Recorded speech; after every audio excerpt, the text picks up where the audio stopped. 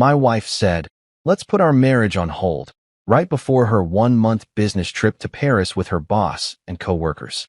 She slept with her boss at her trip thinking I wouldn't know and be home sulking like a lost puppy. But when she returned from her pause, she found I'd pressed play on a new life without her.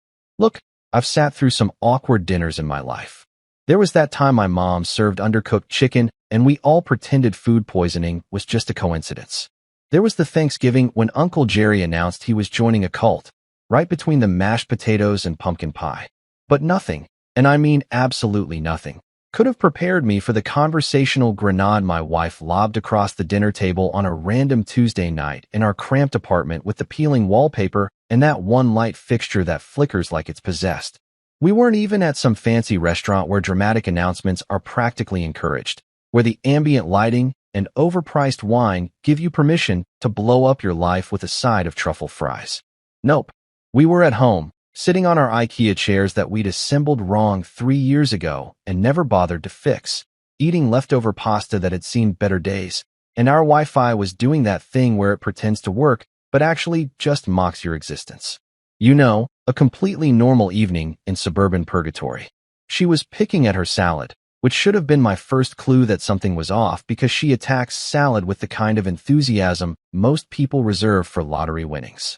But that night, she was just stabbing at it, moving cherry tomatoes around like she was playing the world's most depressing game of checkers. I was halfway through my carbonara, trying to decide if reheated pasta could legally be considered a war crime, when she just said it.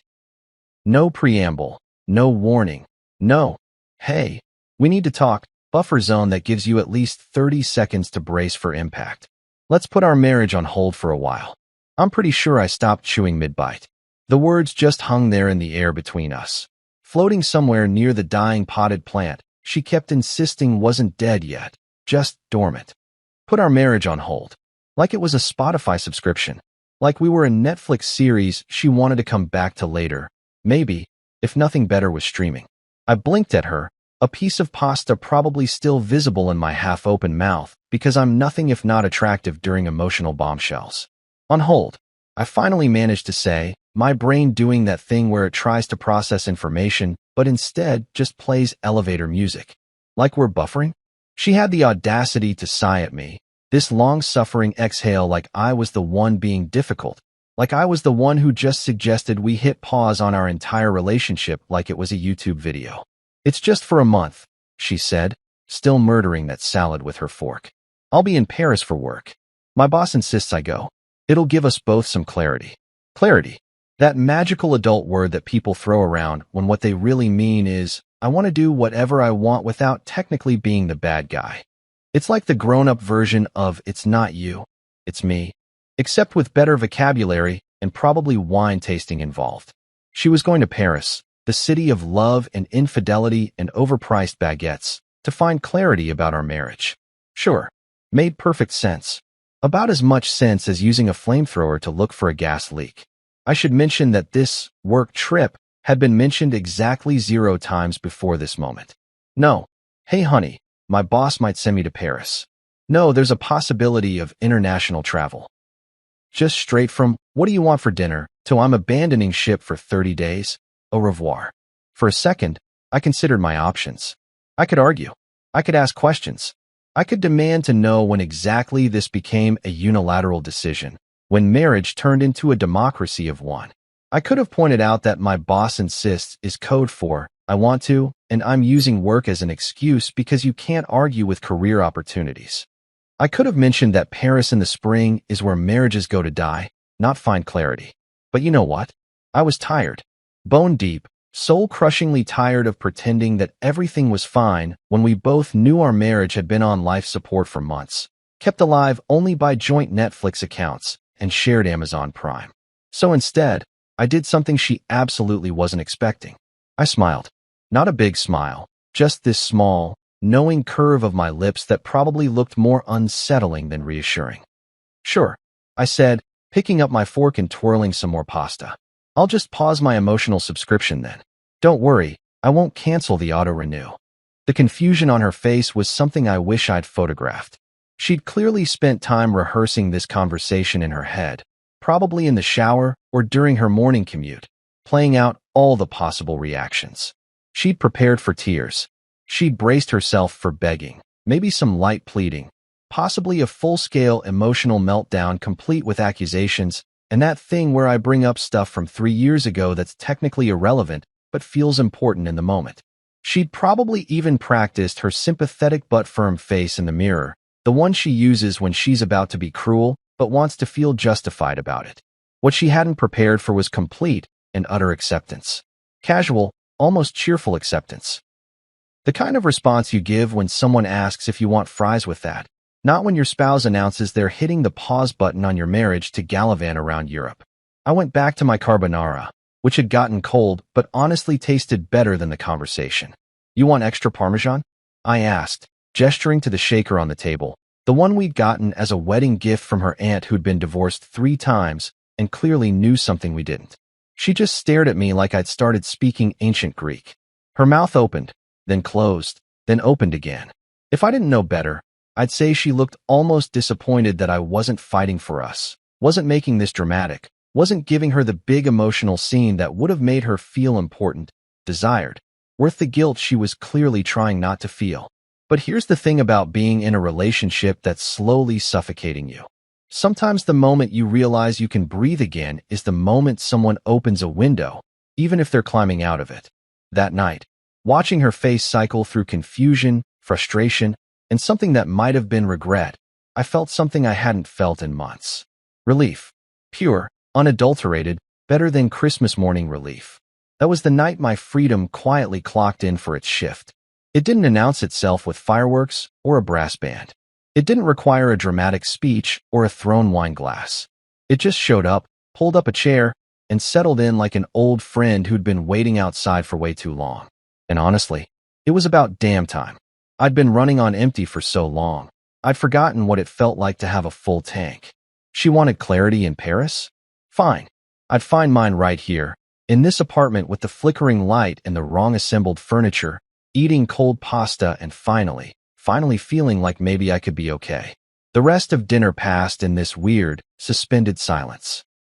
She kept glancing at me like I was a puzzle she couldn't solve, and I kept eating, wondering what the hell took me so long to realize that sometimes the best response to someone leaving is to let them go and lock the door behind them. The next few days were like living in some bizarre psychological experiment where I was both the lab rat and the scientist taking notes. She didn't just accept my calm response and move on with her Paris preparations like a normal person planning a trip. Oh no, that would have been too easy, too straightforward, too lacking in the kind of manufactured drama that had become our relationship's signature move.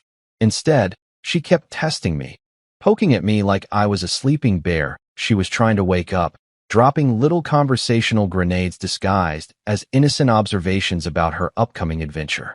"The hotel has this amazing view of the Eiffel Tower," she'd mention casually while folding her clothes, watching me out of the corner of her eye like a hawk monitoring its prey.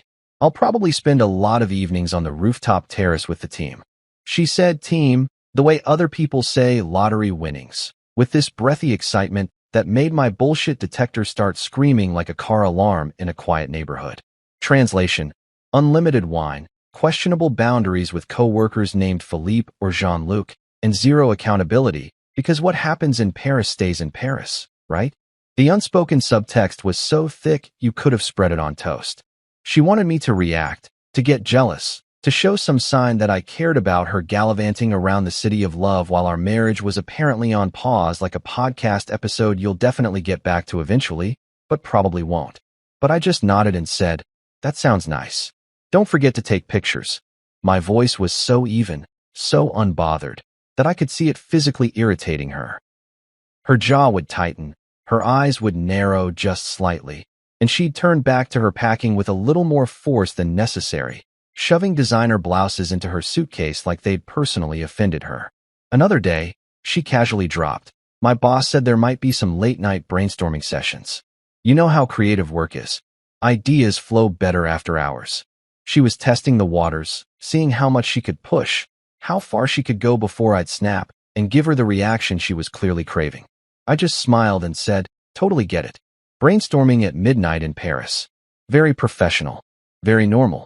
Hey, you want me to pack your laptop charger? The sarcasm was so subtle it was practically invisible, but I could tell it landed because she got this little crease between her eyebrows that only shows up when she realizes she's not getting what she wants. I played it cool through all of it. Hell, I didn't just play it cool. I became the Arctic Circle of emotional responses. I helped her pack her suitcase, carefully folding her clothes the way she liked them because apparently there's a wrong way to fold a sweater and I'd been doing it wrong for 7 years. I checked her travel documents, made sure her passport wasn't expired, even printed out her hotel confirmation because she claimed her phone was being weird, which is adult speak for, I don't want to deal with this. On the morning she was leaving, I wished her bon voyage with the kind of enthusiasm you'd use to wish someone a pleasant dentist appointment. I even tossed in travel-size hand sanitizer, a sleep mask, and some of those neck pillow things that never actually work but make you feel like you're prepared for anything. You know, I said, handing her the little care package, just in case of whatever happens in Paris. She looked at the hand sanitizer like it was either the sweetest gesture or the most passive-aggressive thing I'd ever done. Probably both. Thanks, she said, her voice small, maybe realizing for the first time that I wasn't going to fight for this, wasn't going to make it hard for her to leave, wasn't going to be the villain in whatever story she'd constructed to justify this whole mess. When her Uber pulled up, one of those two clean black sedans that cost twice what a normal ride should, I carried her bags down to the curb. The driver, a guy who looked like he'd seen every kind of relationship drama play out in his back seat, gave me a knowing nod. I watched her get in, watched the car pull away, watched it turn the corner and disappear like the last scene of a movie I'd stopped enjoying halfway through. Then I walked back inside, closed the door, and made myself a cup of coffee. Not the fancy French press stuff she insisted on, not the organic fair trade beans that cost more per pound than gold, just regular old drip coffee from the pot that I'd secretly kept in the back of the cupboard for emergencies. I leaned against the door, sipping that beautiful, terrible coffee, and thought to myself, well, let's see who really finds clarity here. The house felt different immediately. Not empty, not sad, just weirdly peaceful. Like when you finally turn off a TV that's been playing static in the background for so long you forgot it was even on. There were no passive-aggressive sighs about dishes in the sink. No lectures about my diet, my exercise routine, my life choices in general. No one rearranging my snacks in the pantry alphabetically by calorie count, because apparently that's a thing normal people do. That night, sitting on the couch in my underwear eating cereal for dinner because I could, I opened my phone and created a new list in my Notes app. I titled it Things to Do While My Marriage is on Pause, and just stared at the blank page for a minute. Then I typed the first item. Remember who I was before I had to ask permission to breathe. I saved it, locked my phone, and finished my cereal. Somewhere over the Atlantic Ocean, my wife was probably sipping champagne and feeling liberated. And you know what? So was I. Funny how two people can want the same thing, but only one of them realizes they already had it. Day 3 without her, and I woke up at 10:30 in the morning with absolutely no one to judge me for it. No passive-aggressive comments about wasting the day or not being productive. Just me, my bed, and the kind of sleep you get when you're not stressed about someone analyzing your every move. I laid there for a solid 10 minutes, starfishing across the entire mattress because I could, taking up all the space like some kind of territorial animal reclaiming its habitat. Then I got up, shuffled to the kitchen in my boxers and that ratty college t-shirt she'd been trying to throw away for 3 years, and ordered pancakes from that diner down the street. Pancakes. At 11 in the morning. On a Wednesday. With extra syrup and a side of bacon, because why the hell not?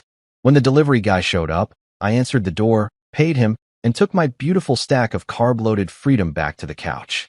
I ate every single bite without one lecture about glycemic indexes, insulin spikes, or how I was poisoning my body with processed sugar. It was glorious. It was transcendent. It was possibly the best breakfast I'd had in years, and not just because the pancakes were good, but because they tasted like independence with a side of maple syrup. By day 5, I was feeling brave enough to reach out to the outside world, specifically to my best friend Trevor, the guy my wife had labeled a bad influence, with the kind of disdain usually reserved for convicted felons or people who don't recycle. Trevor's biggest crime, his most heinous offense against humanity? He owned a barbecue grill and had opinions. strong opinions. About sports, about movies, about life in general. He said what he thought without running it through 7 filters of political correctness first, and apparently that made him dangerous to be around. She'd spent years trying to minimize my time with him, always scheduling things during our planned hangouts, always having some emergency that required my immediate attention whenever I mentioned grabbing a beer with him. But she was in Paris, probably sipping wine on some rooftop and pretending to brainstorm. So I called him. The phone barely rang twice before he picked up. "Dude, are you alive? I was starting to think you'd been kidnapped or joined a monastery or something." "Neither," I said, grinning at nothing in particular. "Just been married. But I've got news." I told him about the pause, about Paris, about the whole "we need clarity" speech that had turned into the best accidental gift I'd received in years. When I finished, there was this moment of silence, and then Trevor burst out laughing. Not a polite chuckle, but full-on, gasping for air, probably disturbing his neighbor's laughter that went on for a solid 30 seconds. "Buddy," he finally managed to say, "that's not a pause. That's a pre-download for a breakup. She's literally beta testing the single life before committing to the full release." I thought about that for a second, spinning my coffee mug on the counter. "Cool," I said. "I'll upgrade to the premium version then. The one called Peace." Trevor lost it again, and honestly, it felt good to laugh with someone who wasn't constantly monitoring my emotional temperature or analyzing my responses for hidden meaning. "Dude, we're going out for drinks," he declared. "Tonight. No excuses. No checking in. No asking permission. You're a free man for a month, minimum, and we're celebrating your parole." And here's the thing, the really sad, pathetic thing that I didn't realize until that exact moment. I said yes without fear. Without that immediate anxiety spike that came from wondering how I'd be interrogated later. Without mentally preparing my defense for why I wanted to spend time with my own friend. I just said yes, like a normal human being making normal social plans, and it felt revolutionary. 7 o'clock, Trevor said. "Miller's Tavern. Or something that isn't approved by the fashion police." I hung up and looked around my apartment, really looked at it for the first time in days. It wasn't cleaner or messier than usual. It wasn't decorated differently. Nothing physical had changed. But it felt different, lighter somehow, like someone had opened all the windows and let out air that had gone stale without anyone noticing. I hadn't realized how many questions I'd been asking over the years. May I go out with friends? May I order the burger instead of the salad? May I watch the game? May I exist in a way that doesn't conform to your exact specifications for how a husband should behave? Turns out, permission is addictive in the worst way. You start asking for it. Then you need it. Then you can't function without it. Until one day you wake up and realize you've outsourced your entire decision-making process to someone else. It's like those people who can't fall asleep without white noise or a specific pillow. Except instead of a pillow, it's another person's approval, and instead of sleep, it's your entire life. Going cold turkey from that. Best decision I never knew I was making. That night, getting ready to meet Trevor, I put on jeans with a hole in the knee and a flannel shirt that had seen better days. I looked in the mirror and barely recognized the guy looking back at me. Not because I looked different, but because I looked comfortable, relaxed, like myself, whoever that was. I grabbed my keys, my wallet, and walked out the door without checking my phone for texts, without sending a courtesy message about where I was going, without seeking permission from anyone. Freedom, I realized, tastes a hell of a lot better than Parisian wine. A week into her Parisian adventure, my phone buzzed with a text that radiated fake enthusiasm so strongly I could practically smell the bullshit through the screen. "Settled in. Paris is magical. The architecture is breathtaking and the food is incredible." 3 exclamation points. That's how you know someone's trying too hard to convince themselves they're having a good time, or more likely, trying to make you think they're having a good time. Like posting, "living my best life," on social media while crying in a Target bathroom. I stared at the message for a minute, debating my response options. I could go with the classic, "That's great, honey," which would be lying. I could hit her with "cool story, bro," which would be honest, but maybe too aggressive. Instead, I went with something right in the middle, perfectly calibrated to match her energy, while subtly letting her know I was doing just fine without her reality show updates. So is my couch. Fewer baguettes, same emotional distance. I hit send before I could second-guess myself. then immediately muted the conversation because I didn't need to see her response.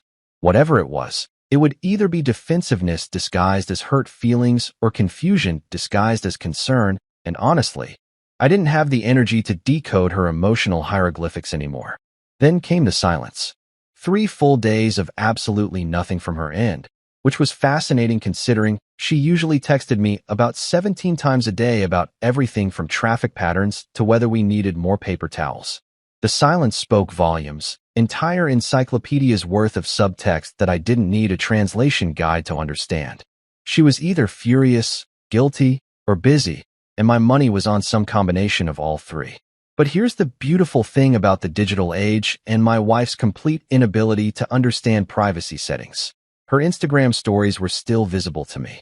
She'd probably forgotten I could see them, too caught up in her Parisian fantasy to remember that her husband back home had access to the highlight reel of her business trip. And what a highlight reel it was turning into. Day 8. A story of her hotel room with champagne on ice and the caption, "Celebrating a successful meeting" at 11 p.m.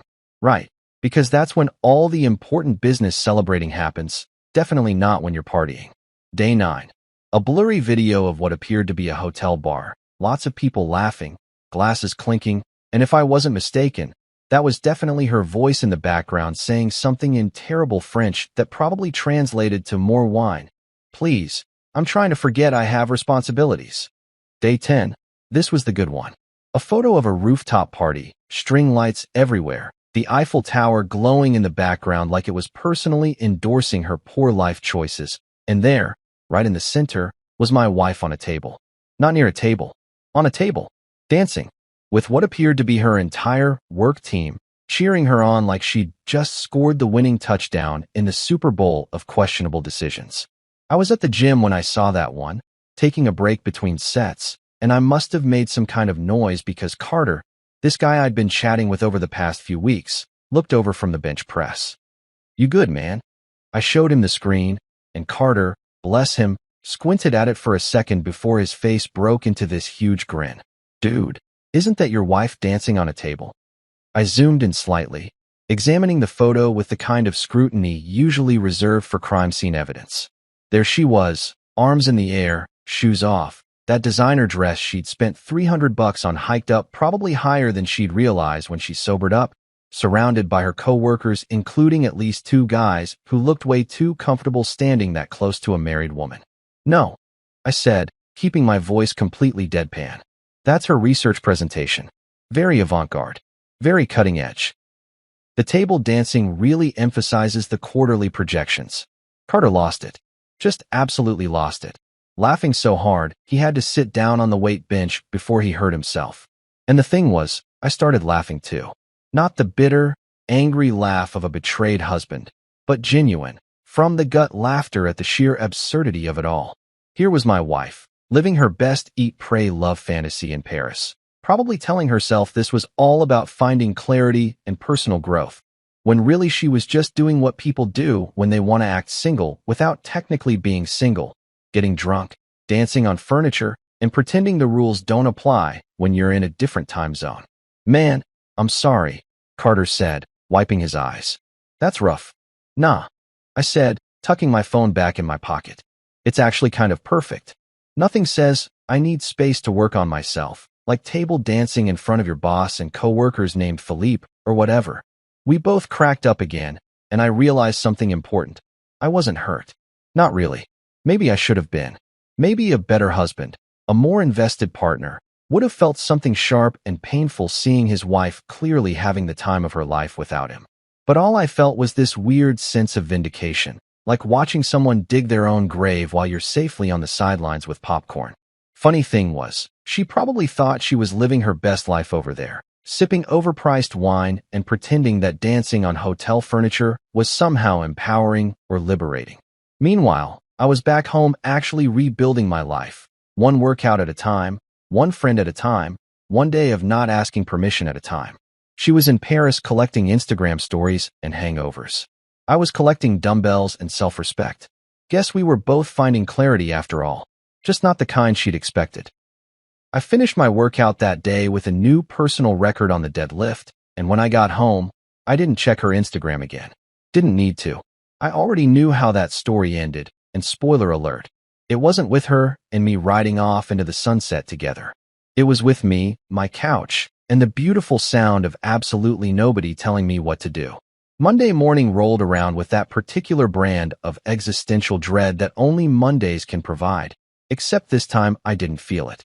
No knot in my stomach about going back to work, no anxiety about what fresh hell the week would bring, no sense of impending doom that had been my constant companion for the past couple years. Instead, I woke up with something that felt suspiciously like purpose, which was weird and unsettling, and also kind of great. I had an appointment at 9 a.m. with Richard Caldwell, a divorce attorney whose name Trevor had given me over beers at Miller's Tavern 3 nights earlier. Just talk to him, Trevor had said, sliding the business card across the beer sticky table. You don't have to do anything. Just know your options. Knowledge is power, my friend. And right now you're operating in the dark while she's literally dancing on tables in Paris. The law office was in one of those buildings downtown that tries really hard to look expensive and prestigious, but just ends up looking like every other office building with slightly better elevator music. I took the lift to the 7th floor, found Suite 702, and walked into a waiting room that smelled like leather furniture and broken dreams. The receptionist, a woman in her 50s with the kind of smile that suggested she'd seen every variety of marital disaster imaginable, told me Mr. Caldwell would be right with me. 5 minutes later, I was sitting across from Richard Caldwell himself, and I have to say, he was not what I expected. I'd pictured some slick corporate shark in a 3-piece suit, the kind of guy who probably had his own Wikipedia page and charged $500 just to make eye contact. Instead, I got a guy in his early 40s wearing khakis and a golf shirt, with the emotional energy of a golden retriever who'd just been told he was a good boy. He had this warm, almost goofy smile that immediately put me at ease, which I guess was probably the point. So, he said, leaning back in his chair with his hands behind his head like we were about to discuss fantasy football instead of the potential dissolution of my marriage. Trevor tells me you're in an interesting situation. Wife's in Paris. You're wondering what comes next. Tell me everything, and don't worry about sounding petty or bitter. I've heard it all, trust me. Last week I had a guy who wanted to divorce his wife because she alphabetized his spice rack without permission. I laughed, which felt good, and then I told him everything. The dinner table announcement, the pause that wasn't really a pause, the Instagram stories of table dancing and champagne, the way she'd been testing me before she left to see if I'd react. I told him about the emotional distance that had been growing between us for years, how I'd slowly become someone who asked permission to exist, how this whole Paris trip felt less like a work obligation and more like a trial separation with better wine. Richard listened to all of it, occasionally nodding or jotting down notes on a legal pad, but mostly just giving me his full attention in a way that felt almost therapeutic. When I finished, he tapped his pen against the notepad a few times, thinking. Okay, he finally said. Here's what I'm hearing. She wanted space, you gave it to her, and now she's in Paris living her best life while you're here rediscovering yours. You're not angry, you're not devastated, you're just done. Am I close? Uncomfortably close, I admitted. He grinned. Good. That makes this easier. Look, I'm not going to tell you to get divorced. That's your call, and only your call. But what I'm going to tell you is this. You should know your options, and you should document everything. Those Instagram stories. Screenshot them. Any texts where she talks about late-night meetings or rooftop parties. Save them. I'm not saying you'll need them, but if this clarity she's looking for involves hotel receipts and a coworker named Philippe, you'll want to have your ducks in a row. That sounds ominous, I said. That sounds practical, he corrected. Here's the thing about marriage law. It's complicated, it's messy, and it almost always favors whoever comes prepared. You've got a prenup, right? Yeah, we signed one before the wedding. Her idea, actually. She made more money than me back then and wanted to protect her assets. Richard's grin got wider. Oh, this is beautiful. So she protected herself from you. And now that protection might end up working in your favor. The universe has a sense of humor, I swear. Look, I'm not saying you should do anything right now. You're not ready, and that's fine. But come back and see me in a couple weeks. In the meantime, document everything. Don't engage in any big emotional conversations over text. And for the love of God, don't let her convince you that you're the bad guy here if this thing goes south. We talked for another 20 minutes about logistics, timelines, and what a divorce would actually look like if it came to that. By the time I left his office, I didn't feel scared or anxious or even sad. I just felt informed, which was a hell of a lot better than feeling helpless. I wasn't planning revenge or plotting some grand scheme to hurt her back. I was just planning boundaries, the kind that come with legal signatures and official documentation. On the way home, I stopped at this little coffee shop I'd never been to before, one of those hipster places with exposed brick and baristas who take their coffee way too seriously. I ordered a latte, found a seat by the window, and just sat there for a while, watching people walk by, living their lives, dealing with their own drama. And I realized something sitting there with my overpriced coffee. Coffee tastes better when it's not brewed with resentment. When you're not drinking it while mentally preparing for another day of walking on eggshells, another day of being someone you're not, another day of pretending everything is fine when it's obviously not. This coffee, this simple, probably too expensive latte, tasted like freedom, like possibility, like maybe, just maybe, everything was going to be okay. I pulled out my phone and added a new item to my list. Remember that happiness is a choice, and I'm choosing me. Then I finished my coffee, tossed the cup in the recycling bin like a responsible adult, and walked home feeling lighter than I had in years. Halfway through her Parisian escapade, something shifted in the atmosphere of our text exchanges, like when the weather suddenly changes and you can feel the storm coming before you see the clouds. The texts started coming more frequently, and more importantly, they started sounding different. Gone were the exclamation points and the Paris is magical energy. Instead, I got what I can only describe as guilt trying to wear a disguise made of emojis and casual affection. Miss You Red Heart popped up on my screen at 2 in the morning my time, which meant it was 8 a.m. in Paris. She was probably hungover, staring at her hotel room ceiling, having one of those morning after moments of clarity where you suddenly remember you have a whole life back home that you've been conveniently ignoring while pretending to be a carefree European socialite. I stared at the message for a solid 5 minutes, coffee in hand, sitting on my couch in the same spot where she dropped the pause bomb on me. The audacity of that little heart emoji was almost impressive. Like she could just drop a miss you with a heart and expect me to forget that 2 weeks ago she'd essentially put our marriage in airplane mode so she could explore her options without technical difficulties. I didn't respond right away. Let it marinate. Let her wonder if I was sleeping, busy, or just didn't care enough to reply immediately like I used to, back when I dropped everything the second her name appeared on my screen. The next day brought another gem. Long meetings today. Wish you were here. The irony was so thick you could have served it at a French bistro. She wished I was there. Really? Because I distinctly remembered not being invited to this little clarity-seeking adventure.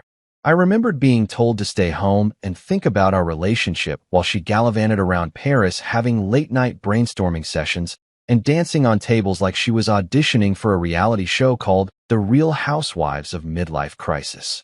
Translation: something went wrong, and guilt has entered the chat. Maybe one of those co-workers she'd been getting too comfortable with had turned out to be less charming than anticipated. Maybe the hotel bills were piling up and reality was starting to seep through the champagne haze. Maybe she'd caught a glimpse of herself in a mirror and realized that running away from your problems in designer clothes doesn't actually solve them. It just makes them more expensive. I replied with the kind of message that would make a therapist proud and probably give her an aneurysm. Hope your meeting went well. Remember sunscreen.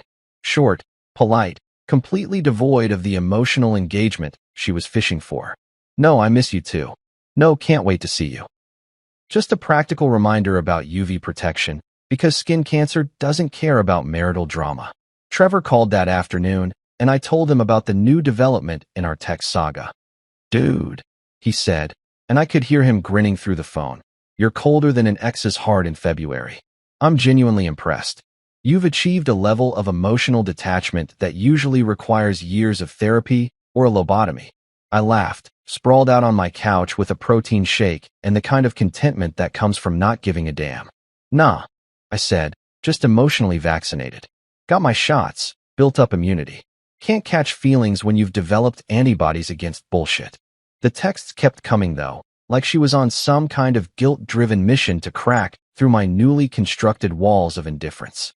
The weather's been beautiful, but it would be better with you here. Tried this amazing restaurant. You would have loved it. Keep thinking about that time we talked about visiting Paris together, remember? Each message was a little fishing expedition, casting different lures to see which one I'd bite on. But here's what she didn't understand, what she couldn't possibly grasp because she'd been too busy finding herself in a city built for lovers while ignoring the actual person she'd promised to love. I'd already moved on emotionally. Not to someone else, but to something better. To myself. To the version of me that existed before I'd become someone who needed permission to be happy. She started calling too, which was a whole new level of desperate. Late-night calls where her voice had that shaky quality, like she'd been crying or was about to start. The first time she called, I almost didn't answer, my thumb hovering over the decline button. But curiosity won out, so I picked up. "Hey," she said, and there was something in her voice that sounded like regret trying to disguise itself as homesickness. "I just wanted to hear your voice. Is that okay?" I leaned back against the couch cushions, staring at the ceiling. "Sure," I said, my voice neutral, like she was a telemarketer asking if I had a minute to talk about my car's extended warranty. "How's Paris?" It's fine. Good. I mean, it's beautiful, but..." She trailed off, waiting for me to fill the silence, to ask what was wrong, to give her an opening to unload whatever guilt or confusion or second thoughts she was having. I didn't. I just waited, listening to her breathe on the other end of the line, probably sitting on that hotel room bed with the Eiffel Tower view she'd been so excited about, realizing that Instagram-worthy scenery doesn't fill the void of poor life choices. "I should go," she finally said. "Early meeting tomorrow." "Okay," I said. "Take care." "That's it. Just take care?" I smiled, even though she couldn't see it. "You wanted space. I'm giving you the Eiffel Tower of it. All 300 meters of it." There was a pause, long enough that I thought she might have hung up. Then she said, her voice small and confused, "You've changed." "Yeah," I agreed. Funny how that works when you're not constantly trying to be someone you're not. "Good night." I hung up before she could respond, set my phone face down on the coffee table, and went back to the book I'd been reading. She didn't laugh at my Eiffel Tower joke, but I did. And honestly, that was all that mattered. Somewhere in Paris, my wife was probably having another one of those moments where she realized that actions have consequences and dramatic gestures sometimes backfire spectacularly. Meanwhile, I was home, in sweatpants, reading a book about woodworking and feeling more at peace than I had in years. She could keep her Parisian clarity. I'd found mine right here, 3,000 miles away, in the simple act of not giving a damn anymore. 2 weeks into what was supposed to be a month-long journey of self-discovery and corporate brainstorming, my phone lit up with a text that had all the subtle warning signs of an incoming disaster. "Flying back early. We need to talk." No emoji. No exclamation point. No "can't wait to see you," or "miss you so much." Just that ominous phrase that has probably preceded every difficult conversation in human history. "We need to talk." I screenshot the message and sent it to Trevor, who responded within seconds with a series of laughing emojis followed by, "Guess the vacation Wi-Fi ran out." I was sitting at my newly acquired woodworking table, sanding down a piece of oak I was turning into a bookshelf, and I actually laughed out loud. Not a bitter laugh, not an angry laugh, just genuine amusement at the predictability of it all. Or the guilt did. I texted back, brushing sawdust off my phone screen. The thing about dramatic exits is that they require equally dramatic returns, and apparently my wife hadn't thought that part through when she'd booked her early flight home. She'd probably imagined swooping back into our apartment, transformed by her Parisian experience, ready to fix everything or end everything or whatever she decided during her wine-soaked soul-searching sessions. What she probably hadn't anticipated was walking back into an apartment that no longer felt like hers, facing a husband who'd spent the last 2 weeks becoming someone she didn't recognize. I didn't offer to pick her up from the airport. When she texted asking if I could get her, I responded with, "Uber's pretty reliable these days. Safe travels." Short, practical, and completely void of the eager-to-please energy I used to radiate whenever she needed something. The old me would have rearranged my entire day, left work early, probably brought flowers to the arrival's gate like some kind of rom-com protagonist welcoming his beloved home. The new me? The new me had a woodworking project to finish and absolutely zero interest in playing the part of the devoted husband for someone who'd literally asked to put our marriage on pause. She arrived on a Thursday afternoon, her Uber pulling up outside our building at exactly 3:15. I know because I was watching from the window, coffee in hand, curious to see what version of her would emerge from that car. And let me tell you, she looked different. Not different in a good way or a bad way, just different. She was wearing clothes I'd never seen before, expensive-looking stuff that screamed, I went shopping in Paris to fill the void. Her hair was styled differently, more sophisticated maybe, more European. She had on sunglasses even though it was overcast, which is the universal signal for, I either have a hangover or I've been crying or both. I watched her struggle with her luggage for a moment. That massive suitcase she'd packed so carefully 2 weeks ago, now looking even more stuffed, probably full of guilt purchases and souvenirs from a trip that hadn't gone the way she'd planned. Part of me, a very small part that still remembered being married to this person, considered going down to help her. But the larger part, the part that had spent 2 weeks rediscovering what it felt like to not be constantly managing someone else's emotions, stayed right where I was. When she finally made it up to our apartment, fumbling with her keys like she wasn't quite sure she still had the right to use them, I opened the door before she could. We stood there for a second, her on one side of the threshold with her luggage and her new Parisian wardrobe, me on the other side in my work jeans and a t-shirt covered in sawdust. Hey, she said, and her voice had this quality to it like she was testing the waters, trying to gauge what kind of reception she was going to get. Welcome back, I said, stepping aside to let her in. How was the flight? She wheeled her suitcase inside, and I watched her take in the apartment, her eyes scanning everything like a detective looking for clues. And there were plenty to find. The living room was cleaner than it had been in months, but not in the way she used to clean it, all sterile and magazine-ready. It was lived-in clean, comfortable clean. My gym equipment was set up in one corner, weights organized on a rack I'd built myself. The dining table, where she'd dropped her marriage-pausing bomb, now had my woodworking plans spread across it, sketches and measurements and half-finished projects. You've been busy, she said, and there was something in her tone I couldn't quite place. Surprise? Jealousy? Regret? Yeah. Turns out I have a lot more free time when I'm not constantly worried about someone else's emotional temperature. I said it casually, like I was commenting on the weather, but I saw it land. Saw her flinch just slightly. Saw her expensive new sunglasses come off to reveal eyes that looked tired and confused and maybe a little scared. She walked further into the apartment, her designer heels clicking on the hardwood floor, stopping at the woodworking table I'd set up where her precious decorative console used to be. You moved my furniture, she said, and it sounded almost like an accusation. You moved to Paris, I countered. I figured we were both making changes. She turned to look at me then, really look at me, and I could see her brain trying to process what she was seeing. This wasn't the husband she'd left behind, the one who would have been anxiously waiting for her return, desperate to know if she'd found her clarity, ready to do whatever it took to save the marriage. This was someone else entirely. Someone who'd built a bookshelf. Someone who had sawdust in his hair and didn't care. Someone who looked comfortable, settled, at peace. You've changed, she said, and it was almost an echo of what she'd said on the phone a few days ago.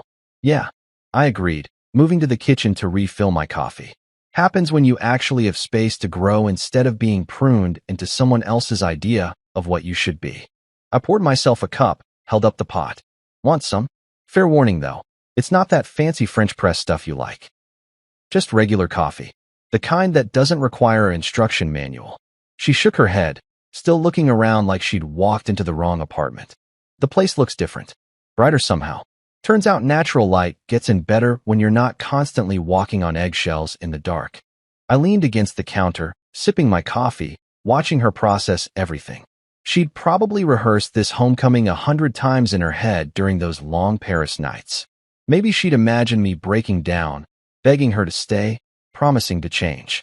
Or maybe she'd imagined herself making some grand declaration, either ending things dramatically or sweeping back into my life with newfound appreciation. What she clearly hadn't imagined was this, complete and utter indifference wrapped in politeness. She set her purse down on the couch, the same couch where I'd been sleeping better than I had in years. I made a mistake, she started, and I held up my hand. Let me stop you right there, I said, setting my coffee down. Before you launch into whatever speech you've been preparing, You should probably know something. I walked over to the coffee table and picked up the folder Richard Caldwell had given me, the one with his business card clipped to the front. I didn't open it, just held it, let her see it. Her eyes went wide. You hired a lawyer? I talked to a lawyer, I corrected. There's a difference. Talking is information gathering. Hiring is action. But yeah, I wanted to know my options. You know, in case this whole clarity thing you were searching for ended up being clarity about wanting out. I wasn't, she started, but I cut her off again. Don't, I said, and my voice was gentle but firm, the way you'd talk to a child trying to lie about eating cookies when there's chocolate on their face. I saw the Instagram stories. The table dancing, the champagne, the rooftop parties with your very attentive coworkers. You forgot I could still see them. So before you tell me what you were or weren't doing, maybe just skip to the part where you explain why you're back 2 weeks early from your month-long clarity vacation.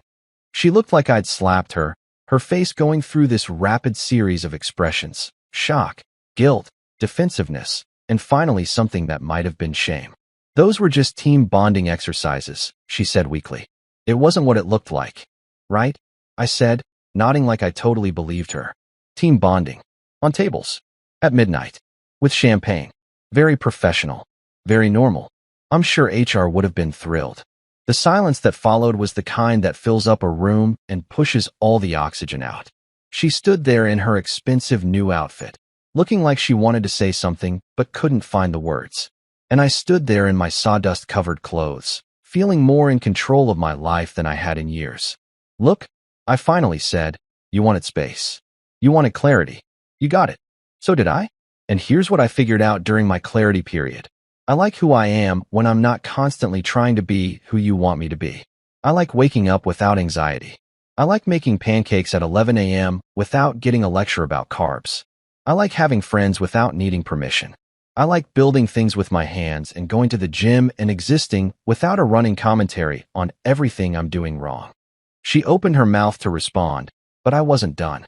So whatever you came back here to say, whatever you decided in Paris between the wine tastings and the table dancing, you should know that I've already made my decision. And it's got nothing to do with revenge or hurt feelings or wanting to punish you. It's just about choosing peace over drama and myself over whatever this has become. When I finally stopped talking, she just stood there, and I could see it dawning on her that she'd lost something she hadn't even realized she'd been gambling with. She'd thought the marriage was on pause, like a video game you could just pick up where you left off. What she didn't understand was that I'd used that pause button to realize I didn't want to keep playing. We sat down across from each other like two diplomats about to negotiate a peace treaty nobody actually wanted. She took the armchair, the one she'd always claimed as hers, the one with the perfect angle to the TV and the best lighting for reading. I took the couch, sprawling out in a way that probably looked more relaxed than I felt. But at this point, perception was reality, and I was committed to the bit. She sighed, and it was one of those dramatic exhales that's designed to communicate deep emotional turmoil without actually having to use words. The kind of sigh that says, look how much I'm suffering, while simultaneously absolving yourself of any actual responsibility for that suffering. I'd seen this sigh before, deployed strategically during arguments about whose turn it was to do dishes or why I couldn't just read her mind about what restaurant she wanted to go to. I made a mistake, she said, and her voice had this rehearsed quality to it, like she'd practiced this line in front of the bathroom mirror in her Parisian hotel room. Probably multiple times. Probably with different inflections to see which one sounded most sincere. Only one, I said, and I couldn't help myself. The sarcasm just slipped out, smooth and easy, like it had been waiting for exactly this moment to make its debut. Impressive. Most people rack up at least 3 or 4 during a 2-week clarity vacation in Paris. She shot me a look, one of those glares that used to make me backtrack and apologize and try to smooth things over. But that was the old me, the guy who thought keeping the peace was more important than having a backbone. The new me just raised my eyebrows and waited for her to continue. I mean the pause, she clarified, her jaw tight. It was stupid. The whole thing was stupid. Yeah, I agreed, nodding like a therapist validating a patient's breakthrough. Pauses are great for movies, not marriages. You can't just freeze-frame real life. Go have an adventure and expect everything to be exactly where you left it when you come back. Life's not Netflix. There's no resume button. She leaned forward, resting her elbows on her knees, and I could see her getting ready to deploy the tears. I'd seen this move before too. Usually right before she wanted something or needed to win an argument, she was clearly losing. Her eyes got shiny, her lips started to quiver just slightly, and she looked down at her hands like they held the secrets of the universe. But here's the thing about emotional manipulation. It only works if the person you're manipulating still cares enough to be manipulated. And I'd spent the last 2 weeks building up an immunity to her particular brand of guilt-inducing performance art. The first tear fell, rolling down her cheek in a way that would have been devastating 2 weeks ago. Now it just looked calculated, practiced, like she'd watched too many romantic dramas and thought real life worked the same way. "You don't seem upset," she said, her voice breaking just slightly on the word upset, and there was genuine confusion in her tone. Like she couldn't comprehend how I wasn't falling apart, wasn't begging her to stay, wasn't promising to be better or do better or whatever she'd expected from me. I took a sip of my coffee, which had gone lukewarm but still tasted better than this conversation. I said honestly. At first, that night you dropped the pause bomb over leftover pasta? Yeah, I was upset, confused, angry. All the standard emotions you're supposed to feel when your spouse announces they're putting your marriage in airplane mode. I paused, watching her watch me, and I could see her waiting for the but that would signal I'd forgiven her, that we could move past this, that everything would go back to normal. But then I remembered something. I continued, and this was the part I'd been waiting to say, the words I'd been rehearsing in my own bathroom mirror. I like peace more than panic. I like waking up without that knot in my stomach wondering what I did wrong, or what mood you're going to be in, or whether today's the day I say the wrong thing and trigger World War III over something completely innocuous, like suggesting we get pizza instead of salad. Her tears stopped, just like that, like I'd flipped a switch. The vulnerability vanished, replaced by something harder, sharper. "That's not fair," she said. "I wasn't that bad. You asked me to pause our marriage so you could fly to Paris and find clarity," I said, my voice level and calm. "You danced on tables at midnight with coworkers while posting it to social media that you forgot I could see. You sent me guilty texts at 2 in the morning saying you missed me while simultaneously living your best single life in the most romantic city in the world. So maybe not that bad is relative, and we have very different definitions of what constitutes reasonable behavior in a committed relationship." She opened her mouth to respond, probably with some rationalization about how I was twisting things or taking them out of context or how those Instagram stories didn't mean what they clearly meant. But I wasn't done yet. I reached over to the coffee table and picked up the folder again, the one with Richard Caldwell's business card prominently displayed. I set it down between us, right in the middle of the coffee table, like a chess player making a decisive move. "You met with a lawyer," she said again, and this time her voice had an edge to it. Not sadness, anger, like I was the one who'd done something wrong by protecting myself, while she was off finding clarity in champagne bottles and hotel rooftops. "I talked to a lawyer," I corrected again, because apparently we needed to be very precise about terminology here. "And you know what he told me? He said I'm doing great. He said a guy whose wife asks for a pause and then flies to Paris to party with her boss is not the problem in the relationship. He said I should document everything, just in case your clarity involved more than just soul-searching and architecture appreciation." Her face went through a series of expressions that would have been comical if this wasn't my actual life imploding in slow motion. Shock, then anger, then something that looked suspiciously like fear, then back to anger again. "You're really just giving up?" she asked, and there it was, the accusation I'd been waiting for. Because in her mind, this was me giving up, me quitting, me being the bad guy who wouldn't fight for the marriage. Never mind that she was the one who'd asked for the pause. Never mind that she was the one who'd chosen Paris over us. In her version of events, I was the one abandoning ship. "No," I said, and I leaned forward too, mirroring her posture, looking her straight in the eyes. "I'm giving back. All the control you took. All the times you made me feel like I needed permission to be myself. All the lectures about what I ate and who I saw and how I spent my time. All the passive-aggressive comments and the sighs and the looks that made me feel like I was constantly failing some test I didn't even know I was taking." I stood up then, because sitting felt like I was still playing by her rules, still participating in a dynamic where she got to control the conversation. I walked over to the window, looked out at the street below where regular people were doing regular things, living regular lives that probably didn't involve this level of drama. "Here's the thing you don't seem to understand," I said, still facing the window because it was easier to say this without looking at her. "You thought you were taking a break from me, but what you actually did was give me a break from you. And I realized something during that break. I realized that I've been so busy trying to be the husband you wanted that I forgot to be the person I am. And that person? He's actually pretty decent. He likes building stuff with his hands. He has friends who make him laugh. He can eat pancakes at 11 a.m. without an ethics debate about simple carbohydrates." I turned back to face her, and she was staring at me like I was a stranger, which was fair because in a lot of ways I was. The person standing in front of her wasn't the same guy who'd smiled and said sure when she announced her Paris plans. That guy had been tired and worn down and willing to accept whatever scraps of affection she threw his way. This guy had spent 2 weeks remembering what self-respect felt like. "So when you ask if I'm giving up," I continued, "what you're really asking is whether I'm willing to go back to being the person who asks permission to breathe. And the answer is no. Hard no. That version of me is retired." He put in his notice, cleaned out his desk, and left without a forwarding address. She stood up too, and for a second I thought she might actually leave, just walk out and make this whole thing easier. But instead, she tried one more angle, one more approach. "What about counseling?" she asked, and her voice had shifted again, now going for reasonable and solution-oriented. "We could try therapy, work on things. I know I messed up, but we've been together for 7 years. That has to mean something." "It does mean something," I agreed. "It means I spent 7 years slowly losing myself in someone else's expectations. And now I've spent 2 weeks finding myself again.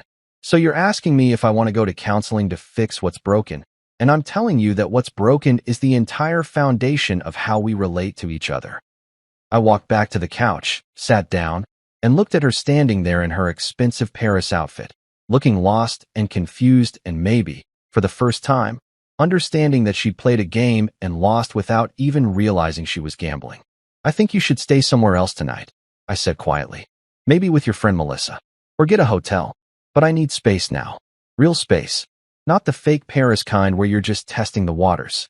The kind where we both figure out what we actually want instead of what we think we're supposed to want." She didn't cry again. Didn't argue. She just stood there for a long moment, and I could see the gears turning in her head, calculating her next move, trying to figure out how to salvage this. But there was nothing to salvage. The marriage she'd put on pause had expired while she was gone, like milk left out too long on a warm counter. "I'll pack a bag," she finally said, her voice small and defeated. I nodded and watched her walk to the bedroom, heard her opening drawers and closet doors, the sounds of someone packing for a trip they never planned to take. And sitting there on the couch, in the apartment that finally felt like mine again, I didn't feel sad or angry or even vindicated. I just felt tired. The kind of tired that comes from carrying something heavy for so long that you don't even notice how much it weighs until you finally put it down. The week following our conversation was like living through the final season of a show that had already been canceled but still had episodes left to air. Everyone knew how it was going to end, but we all had to go through the motions anyway. She stayed in the apartment that first night, taking the guest bedroom that had basically become a storage room for things we didn't use but couldn't bring ourselves to throw away. Kind of fitting, actually. The next morning, she was gone before I woke up, and when I checked my phone, there was a text saying she was staying with her friend Rachel for a while. Rachel, the same friend who'd encouraged her to explore her options and find herself, and all those other fortune cookie phrases that basically translate to blow up your life and see what happens. I texted back a thumbs up emoji and went about my day, which now included an uninterrupted morning routine that felt like a luxury I hadn't known I was missing. But she wasn't going quietly into that good night. Oh no. The voicemail started almost immediately, a greatest hits collection of emotional manipulation spanning the full range of human desperation. The first one came at 11 a.m. "Hey, it's me. I know you're probably busy, but can we talk? Like really talk? I think there are things we need to say to each other." Her voice had that carefully constructed casual tone that was supposed to sound spontaneous, but had clearly been rehearsed. I deleted it without responding. By 3 p.m., I got another one. I just want you to know that I'm sorry. Really, truly sorry. I know I messed up. Can we please just meet for coffee? Just coffee. No pressure. I promise. The promise at the end was almost cute, like she thought her promises still held currency in my world. Deleted. That evening brought the anger phase. You know what? You're really just giving up? After everything? After 7 years? I thought you were stronger than this. I thought you actually cared about us. The irony of her accusing me of giving up when she was the one who'd literally flown to another country to escape our marriage was so thick you could have built furniture out of it. Deleted. The next day cycled through variations of the same themes. Sadness. I miss you. I miss us. I miss who we were together. Bargaining. What if we tried counseling? What if we gave it another shot? People work through worse than this. Guilt. How can you just throw away everything we built? Don't those years mean anything to you? Each voicemail got added to my new collection, a digital museum of someone slowly realizing that the world doesn't stop spinning just because you decided to step off. I didn't respond to any of them. My new rule, courtesy of Richard Caldwell's sage advice, was simple: no communication after emotional combustion. Every conversation was an opportunity for her to manipulate, to guilt, to find some crack in my armor. So I didn't give her the opportunity. Trevor called it going ghost, and he was genuinely impressed. Most guys cave by day 3. He said over beers at Miller's Tavern, our new regular spot. They get hit with the I miss you texts and boom, they're back to square one, apologizing for having boundaries. Not this guy, I said, raising my beer. I've been vaccinated against bullshit, remember? Full immunity. Carter, who joined us for what was becoming our weekly tradition, laughed and clinked his bottle against mine. Dude, I've known you for what, 3 weeks? And even I can see the difference. You look like someone who actually sleeps at night. That's because I do, I admitted. Turns out, a good mattress and the absence of constant anxiety is better than any sleep medication on the market. By day 5 of the voicemail campaign, her friend Melissa reached out. Melissa, who I'd always actually liked, who seemed to be the only person in my wife's social circle with actual common sense. Hey, her text said, I know this is weird, but can we talk? Not about taking sides or anything. Just want to check in. We met for coffee at that hipster place where I'd had my revelation about resentment-free beverages. Melissa showed up looking uncomfortable, like she was about to defuse a bomb while wearing oven mitts. She ordered a latte. I got my usual, and we sat down at a corner table away from the other caffeine-dependent humans. So, she started, stirring her drink nervously, she's a mess. Yeah, I said. I figured. Like a real mess. Crying constantly, not eating, the whole dramatic breakdown thing. Melissa looked at me carefully, probably trying to gauge if this information would make me feel guilty or triumphant. She really thought you'd take her back. She thought the Paris thing would make you jealous enough to fight for her. I sipped my coffee, considering this. That's the problem right there. She thought this was about jealousy, about some game where whoever cares less wins. It was never about that. It was about me finally realizing I don't have to live my life seeking approval from someone who was never going to be satisfied anyway. Melissa nodded slowly. I told her the Paris thing was stupid, for what it's worth. Told her that pausing a marriage to go party in Europe was basically just asking for permission to cheat without technically cheating. But she didn't want to hear it. She was convinced she needed space to figure things out. And did she? Figure things out. Melissa laughed, but it was a sad sound. Oh yeah. She figured out that the grass isn't greener, it's just different grass. And that guy from her office, Philippe, or whatever his name was, turns out he was just being friendly because he's, you know, French.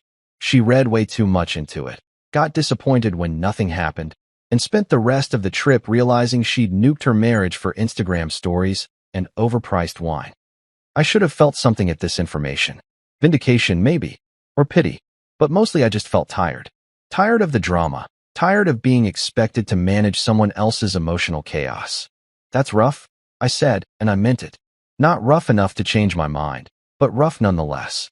The thing is, Melissa continued, leaning forward, I'm not here to convince you to take her back. Honestly, I think you dodged a bullet. I've watched you guys together for years, and you've always seemed like you were walking on eggshells.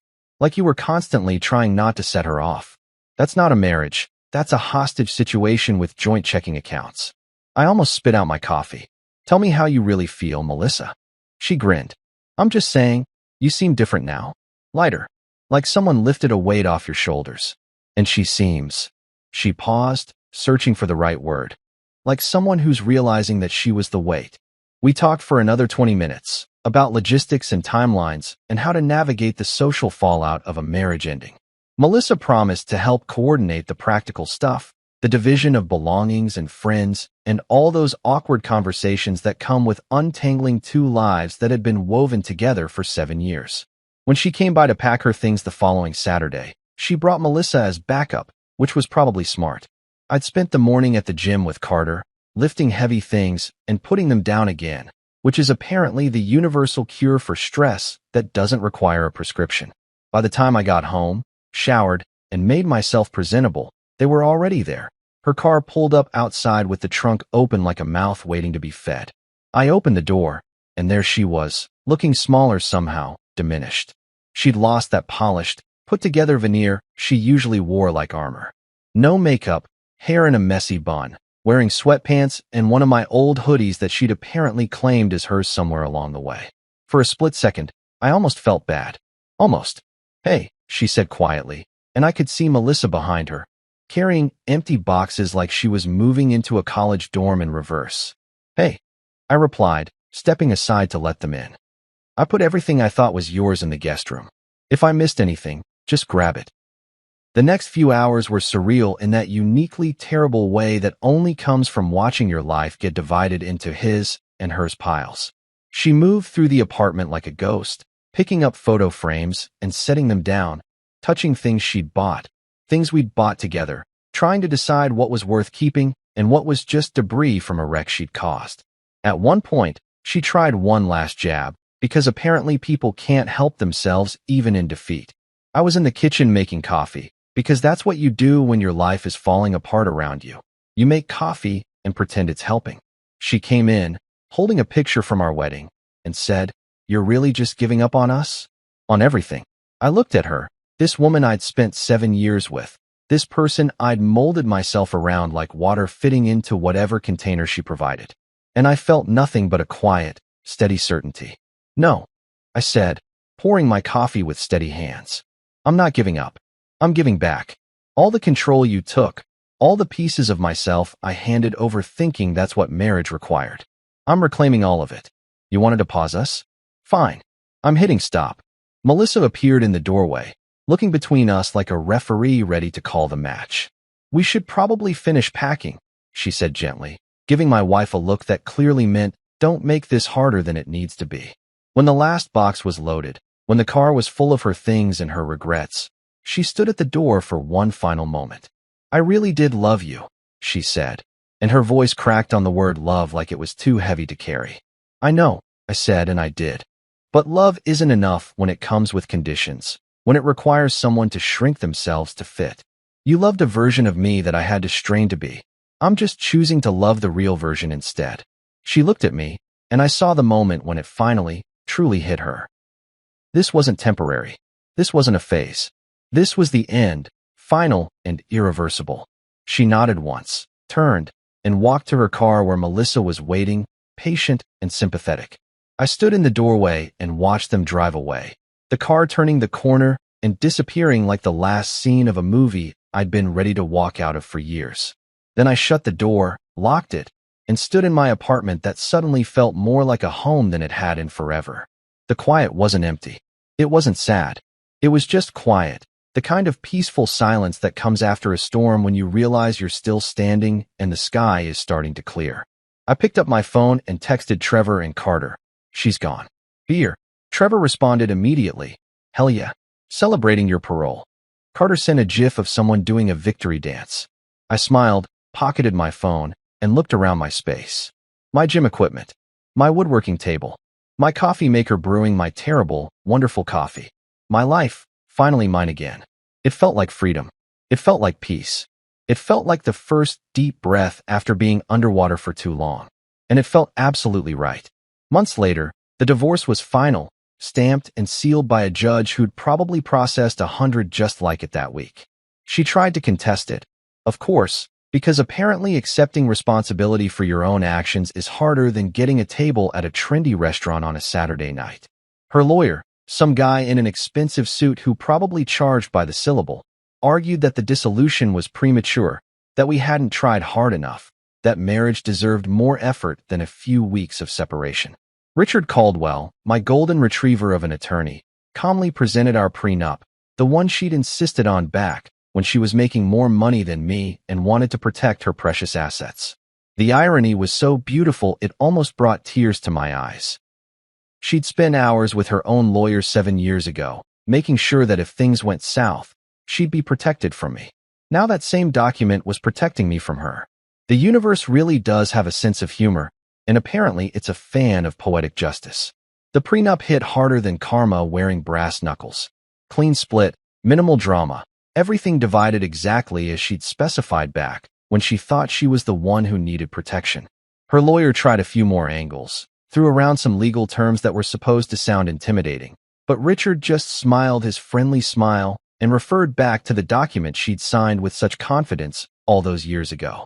When the judge's gavel came down, finalizing everything, I felt something I hadn't expected.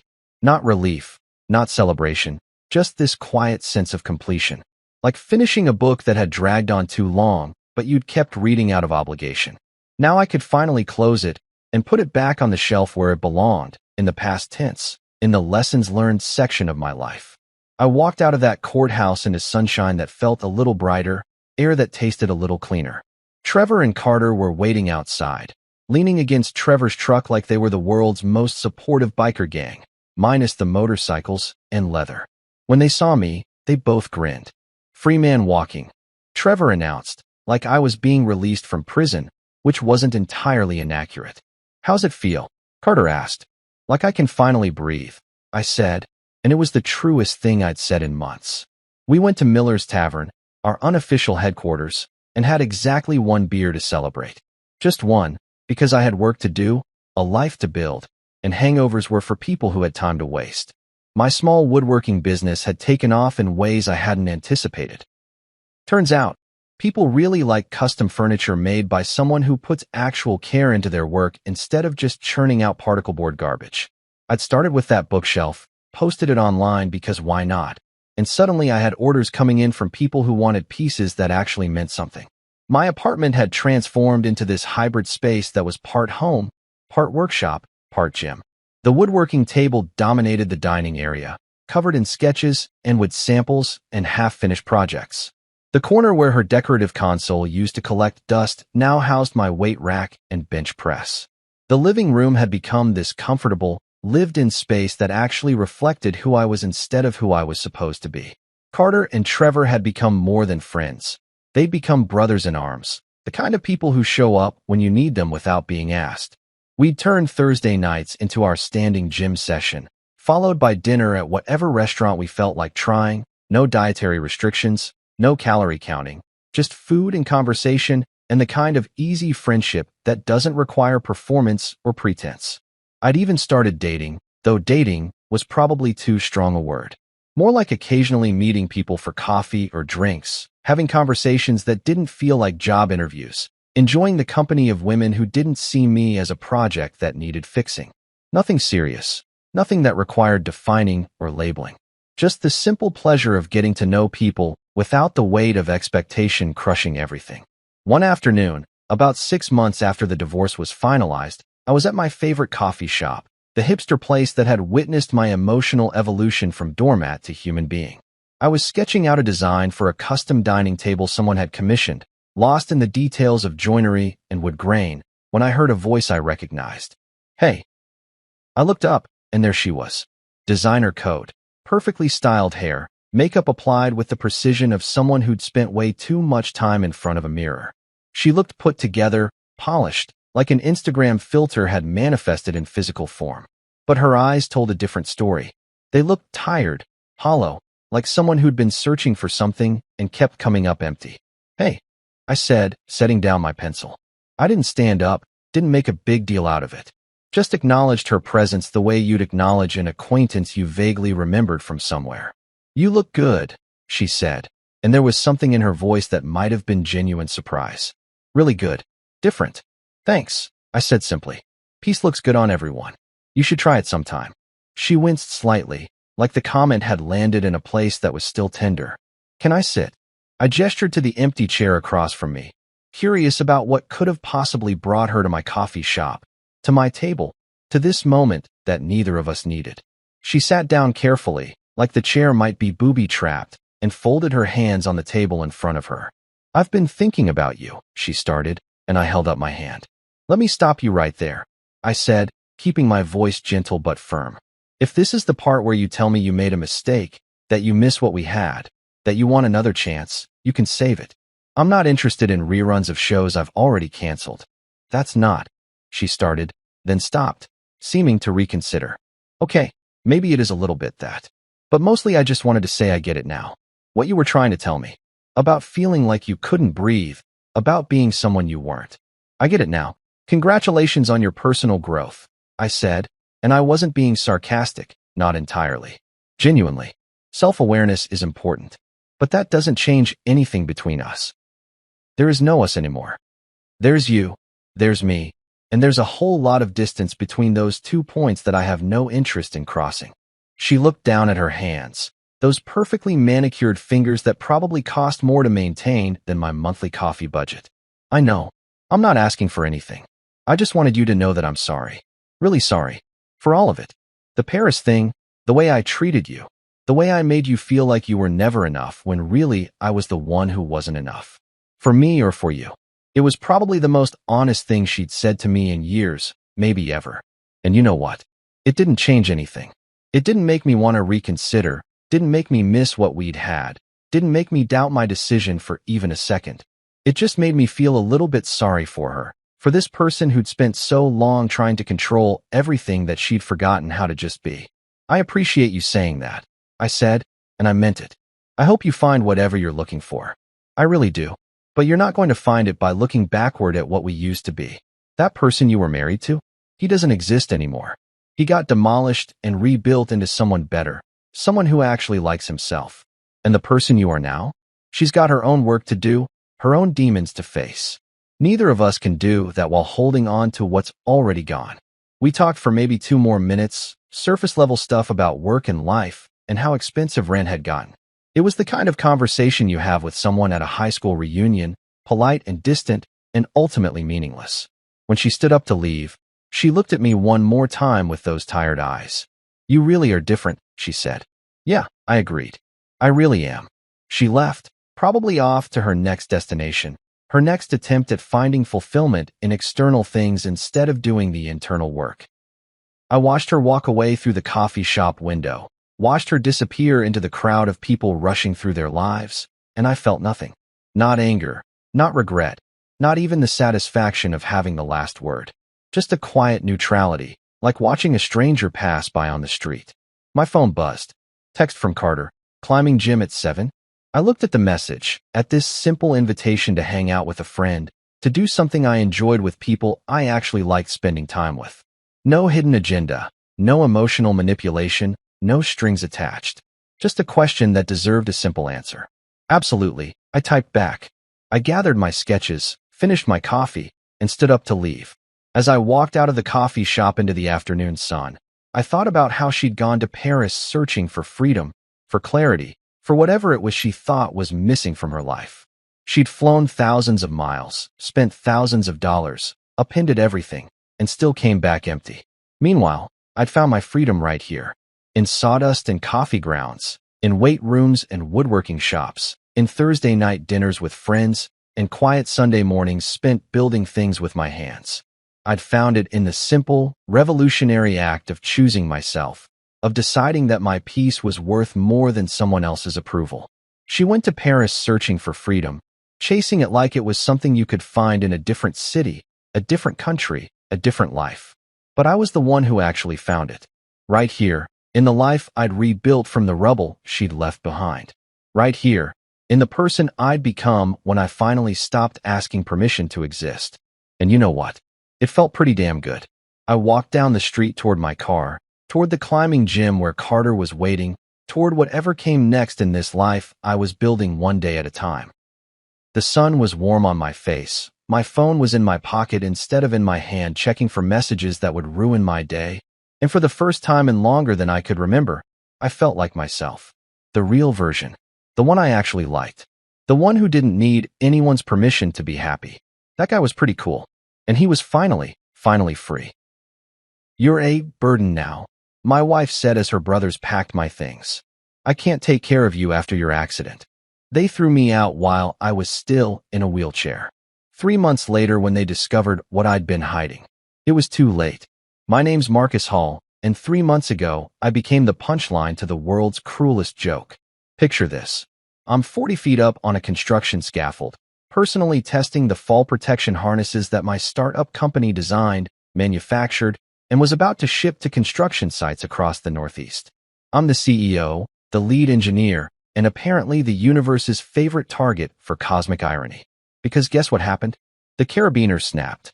Not ours. Thank God for small mercies. But the ancient, rust-crusted anchor point that some genius contractor installed back when people thought asbestos was a gift from heaven. Down I went, through the air like a very unsuccessful superhero, my life flashing before my eyes in a highlight reel that was honestly pretty disappointing. I mean, if you're going to see your life flash by, you'd hope for more exotic vacations and fewer spreadsheets, you know? The fall itself? Over in 3 seconds. The aftermath? Still going strong, like the world's worst subscription service that I never asked for. I woke up in the hospital with more tubes coming out of me than a science experiment, and a neurologist with a name I couldn't pronounce telling me that my T11 and T12 vertebrae had basically decided to retire early. Temporary paralysis from the waist down, he said, with the enthusiasm of someone reading the lunch menu. 6 to 12 months of recovery, he predicted. Physical therapy, determination, positive attitude, all the greatest hits of medical optimism. My wife Claire visited me exactly 3 times during my 2-week hospital stay. I counted. The first time she cried. Actual tears, which I thought was touching until I realized she was calculating our diminished household income in her head while the tears fell. The second visit, she brought practical questions. What's the insurance situation? Are you still on the payroll? Did you sign anything before the accident? Very romantic stuff. By the third visit, she'd upgraded to straight-up pragmatism. We need to talk about living arrangements when you come home. Even in my medication-induced haze, I knew that phrase, "we need to talk about," was never followed by anything good. It's like, no offense, but, or, I'm not racist, but, just a warning label for incoming garbage. But I was optimistic, you know? Stupidly, naively optimistic. I figured we'd been married for 8 years. We'd weathered her father's death, my mother's cancer scare, 3 failed business ventures before my safety gear company finally took off. And that time she accidentally adopted a feral cat that terrorized us for 6 months before we founded a farm to live on. Surely a temporarily paralyzed husband was just another challenge we'd tackle together, right? I imagined us as a team, working through physical therapy appointments, making the house wheelchair accessible, maybe even coming out stronger on the other side. You see this stuff in movies all the time. Adversity bringing couples closer together, love conquering all, triumph of the human spirit, blah blah blah. Reality, as it turns out, doesn't give a damn about movie tropes. The morning after I came home from the hospital, still learning how to navigate doorways in my wheelchair without taking out chunks of drywall, Claire gathered the troops. And by troops, I mean her 2 brothers, Dylan and Bryce, who arrived at our house at 8 in the morning like they had an appointment. Which, I would soon discover, they absolutely did.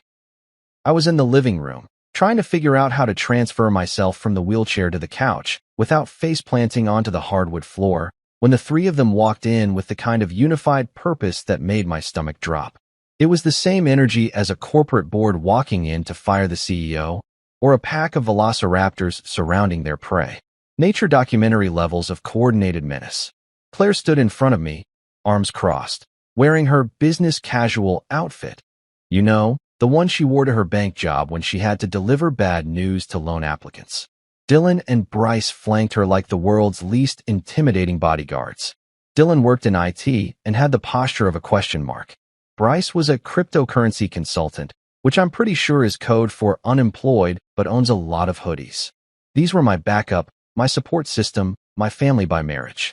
Marcus. Claire started, and I knew immediately from her tone that she'd rehearsed this. It had that artificial smoothness, like a customer service script. We've been talking, and we think it's best if you find somewhere else to live.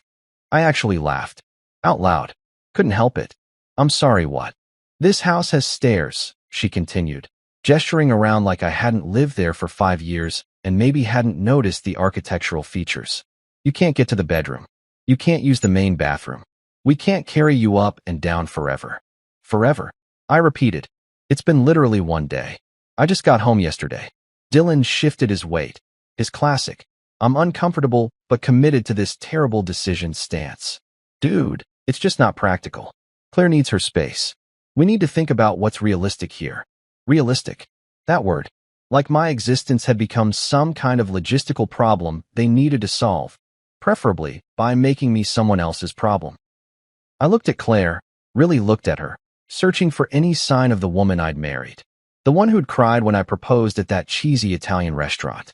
The one who'd said in sickness and in health, in front of 200 people in an open bar. Where was that Claire? You're a burden now, she said. And there it was, the actual truth, stripped of euphemism and rehearsed speeches. She said it like she was announcing the weather forecast. Cloudy with a chance of emotional devastation. I can't spend the next year, or more, being a caretaker. That's not what I signed up for. The room went quiet except for the hum of the refrigerator and the sound of my entire world imploding. Dylan and Bryce wouldn't make eye contact. Cowards. Claire stood there, waiting for me to accept this verdict like a good little evicted husband. I wanted to scream. I wanted to throw something. I wanted to remind her of every sacrifice I'd made, working 70-hour weeks to build my company while she complained I wasn't home enough, taking out a second mortgage to cover her brother's legal fees when Bryce got caught in that misunderstanding with the securities fraud, planning elaborate anniversaries she barely acknowledged. But what would be the point? You can't logic someone into loving you. You can't guilt someone into basic human decency. So instead, I did what I always do when things get unbearable. I cracked jokes in my head. At least label the boxes, fragile husband inside. This side up, dreams and dignity enclosed. Handle with care. Oh wait, too late. Fine. I said finally, my voice surprisingly steady. How long do I have? We were thinking this weekend, Claire said. Dylan and Bryce can help you pack. Of course they could. Of course they were already assigned roles in my eviction. I wondered how long they'd been planning this. Since the accident? Since the hospital? Maybe even before, just waiting for a good enough excuse? This weekend it is, I said, spinning my wheelchair around to face the window so they couldn't see my expression. I'll be out of your way in no time. After all, I'd hate to be a burden. Behind me, I heard them shuffle away, probably relieved I hadn't made more of a scene. Probably congratulating themselves on handling a difficult situation so maturely. And me? I sat there in my wheelchair, looking out at the street where kids were riding bikes and neighbors were mowing lawns and life was continuing like nothing had changed, making a promise to myself. They thought they were throwing out the trash. They had no idea they were discarding a winning lottery ticket. But they'd find out soon enough. If you've never watched two grown men try to pack up your entire life while having the combined organizational skills of a pair of golden retrievers, let me tell you, it's an experience.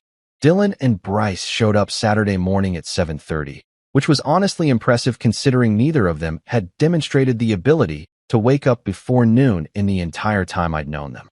They came bearing supplies. A roll of packing tape that looked like it had been stolen from a post office in 1987, one marker with a dried-out tip, and approximately 400 black garbage bags. Not moving boxes. Not storage containers. Garbage bags. Because apparently, that's what you use when you're packing up trash, and I guess that's what I was now.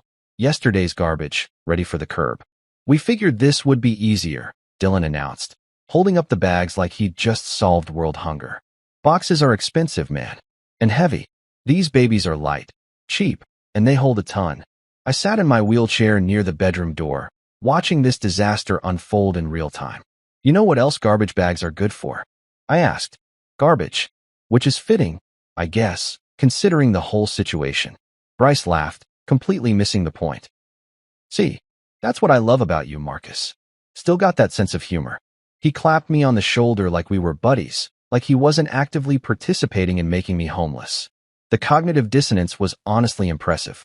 They started with my closet, which should have been a relatively straightforward task. Take clothes off hangers, fold them, pack them neatly.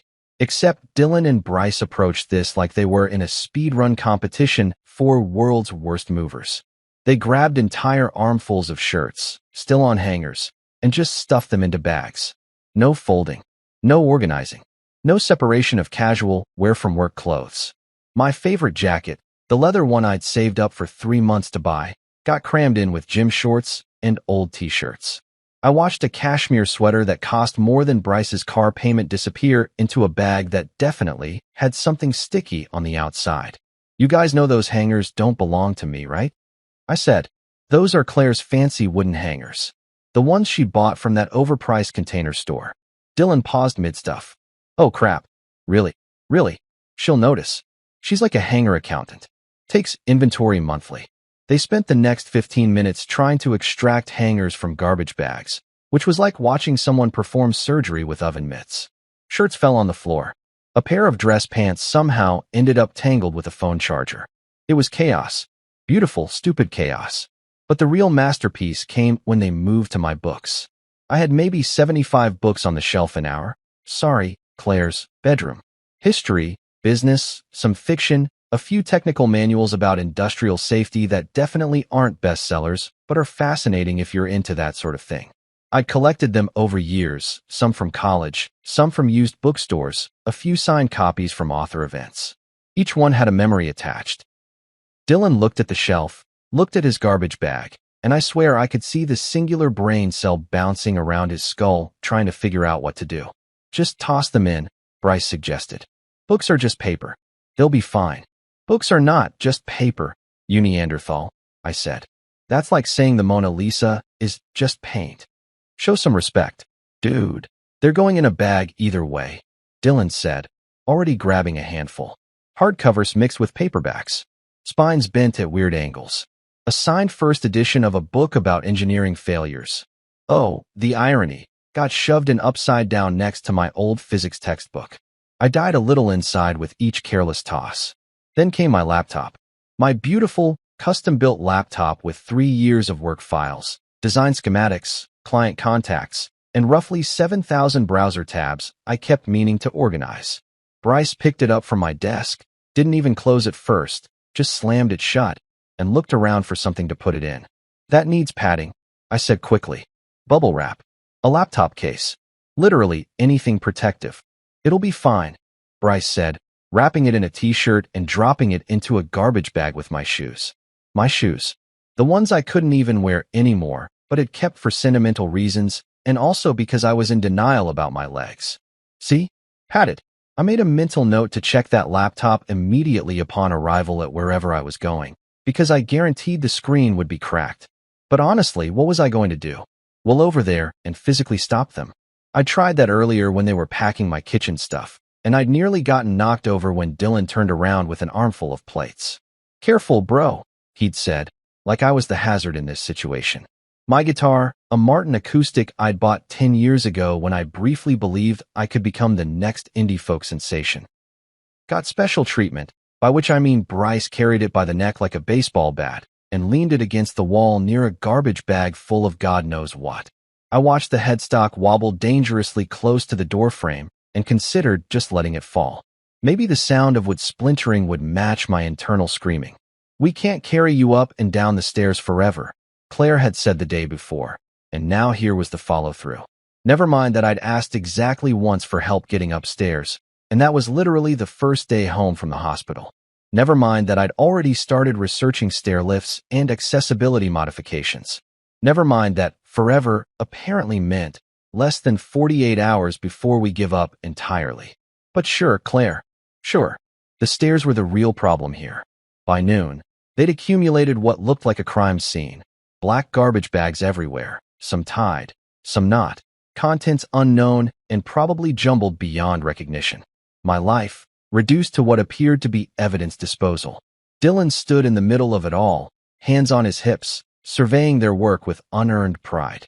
That wasn't so bad, he declared. Probably got everything, right?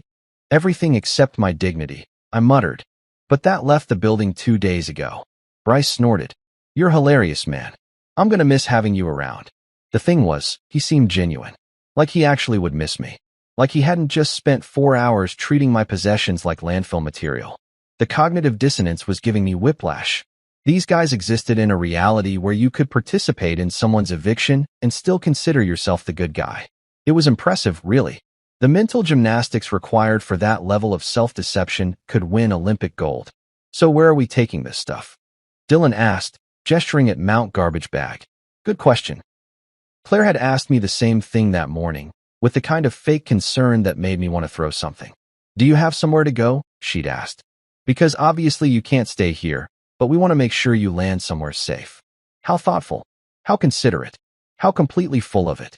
Out loud, I'd said, don't worry about it. I've got it handled. The truth? I absolutely had it handled. But they didn't need to know that yet. There's a storage unit downtown, I lied smoothly. And I've got a temporary place lined up. Just need you guys to load everything into whatever vehicle shows up. What kind of vehicle? Bryce asked suspiciously. I checked my phone, pulling up the app I'd used the night before. Should be here in about 30 minutes. Black van, wheelchair accessible, professional moving service. Dylan's eyebrows shot up. Moving service? Dude, those are expensive. Yeah, well, I said, wheeling toward the living room where more garbage bags awaited. I figured if I'm being thrown out, I might as well leave in style. Think of it as my parting gift to myself, a ride that doesn't treat me like trash. Unlike some people I could mention. But I kept that last part internal, savoring it like a good wine. Because here's what Dylan and Bryce didn't know, what Claire didn't know, what nobody in this house had bothered to ask about during my hospital stay. I wasn't broke. I wasn't desperate. I wasn't the burden they'd convinced themselves I was. I was something much worse for them. I was free. And in about 30 minutes, they were going to get their first hint that maybe, just maybe, they'd made a catastrophic miscalculation. I couldn't wait. Here's what Claire, Dylan, Bryce, and pretty much everyone else in my life didn't know. While I was lying in that hospital bed for 2 weeks, pumped full of painkillers and contemplating my newly uncertain future, I wasn't just recovering from a catastrophic fall. I was closing the deal of a lifetime. Because apparently, nothing says perfect timing like negotiating a multi-million-dollar acquisition while your vertebrae are still deciding whether or not they want to be friends again. Let me back up. My company, Safety First Innovations, yes, I know, the irony is not lost on me, had been on the radar of Global Shield Industries for about 18 months. Global Shield is one of those massive engineering conglomerates that you've never heard of, but that literally builds half the infrastructure in North America. Bridges, tunnels, skyscrapers, the works. And they'd been watching my little startup because we'd developed a fall protection harness system that was genuinely revolutionary. Lighter, stronger, smarter than anything on the market. We had sensors that could predict equipment failure before it happened, materials that could withstand impacts that would turn regular harnesses into confetti, and a price point that made us competitive with the garbage equipment most companies were using. Global Shield had been circling for months, sending their corporate development people to our offices, asking pointed questions, making those, "we're just curious," inquiries that actually mean, "we're calculating how much you're worth." My CFO, Janet, who's basically a financial shark in a pantsuit, had been managing the conversations, keeping them interested but not desperate. Playing hard to get, corporate edition. Then I fell off a building. Or rather, off a scaffold attached to a building. But let's not split hairs. You'd think that would kill the deal, right? CEO has catastrophic accident. Company loses its visionary leader, acquisition talks die on the vine. That's what I thought too, lying there in the ICU, mentally writing the obituary for my business dreams. But here's the thing about corporate giants. They don't care about your personal drama. They care about intellectual property, market share, and profit margins. And Safety First had all three in spades.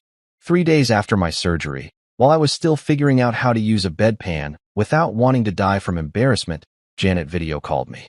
"They want to accelerate," she said, her face pixelated on my hospital room TV that doubled as a monitor. "The accident actually made them more interested. Proves the market need. Shows that even the experts aren't safe with current equipment." That's the most capitalist thing I've ever heard. I replied, my voice slurred from medication. My spine explodes and their response is, great marketing opportunity. Welcome to American business, baby, Janet said. So do you want to hear the offer or not? The offer was staggering. $8.5 million, with performance bonuses that could push it over $10 million if we hit certain milestones in the first year post-acquisition. They'd keep the team intact, maintain the brand, and offer me a position as Director of Safety Innovation with a salary that made my previous CEO compensation look like allowance money. The only catch, they wanted to close fast. Sign the papers, transfer the assets, announce the deal, all within 6 weeks. They're worried you might die, Janet explained bluntly. No offense, but if you kick it before the ink is dry, the whole deal gets complicated. Estate lawyers, probate, your wife inheriting everything. They want this locked down while you're still alive and lucid. I'm not dying, I said. The doctors were very clear. Paralysis is temporary. I'm already getting sensation back. Great. Tell that to the lawyers. In the meantime, should I tell them yes? I thought about it for approximately 3 seconds. My company, my baby, my 5-year obsession, being absorbed into a corporate behemoth. It should have felt like surrender, like selling out. But you know what it actually felt like? Freedom. Because I'd built safety first with my own money, my own credit, and yeah, okay, one significant loan from Claire's trust fund that she reminded me about roughly once a week. If I sold now, I could pay her back triple and never owe her anything ever again. Tell them yes, I said. Let's do this. The next 4 weeks were a blur of video conferences from my hospital bed, digital signatures, lawyer consultations, and NDAs thicker than the Bible. Claire visited during some of these meetings. Remember, this was during her brief, concerned wife phase before she evolved into you're a burden mode. But I always muted the microphone and turned off the camera when she was around. Just checking emails, I'd tell her. Work stuff. Nothing important. She never asked for details. Never questioned why I was spending so much time on my laptop when I was supposed to be resting. She was too busy on her phone, probably texting Dylan and Bryce about how difficult this all was for her. Poor Claire, saddled with a temporarily disabled husband. How would she cope? How would she survive this trial? Narrator voice, she wouldn't have to. The deal closed on a Wednesday, exactly 1 week before I was discharged from the hospital.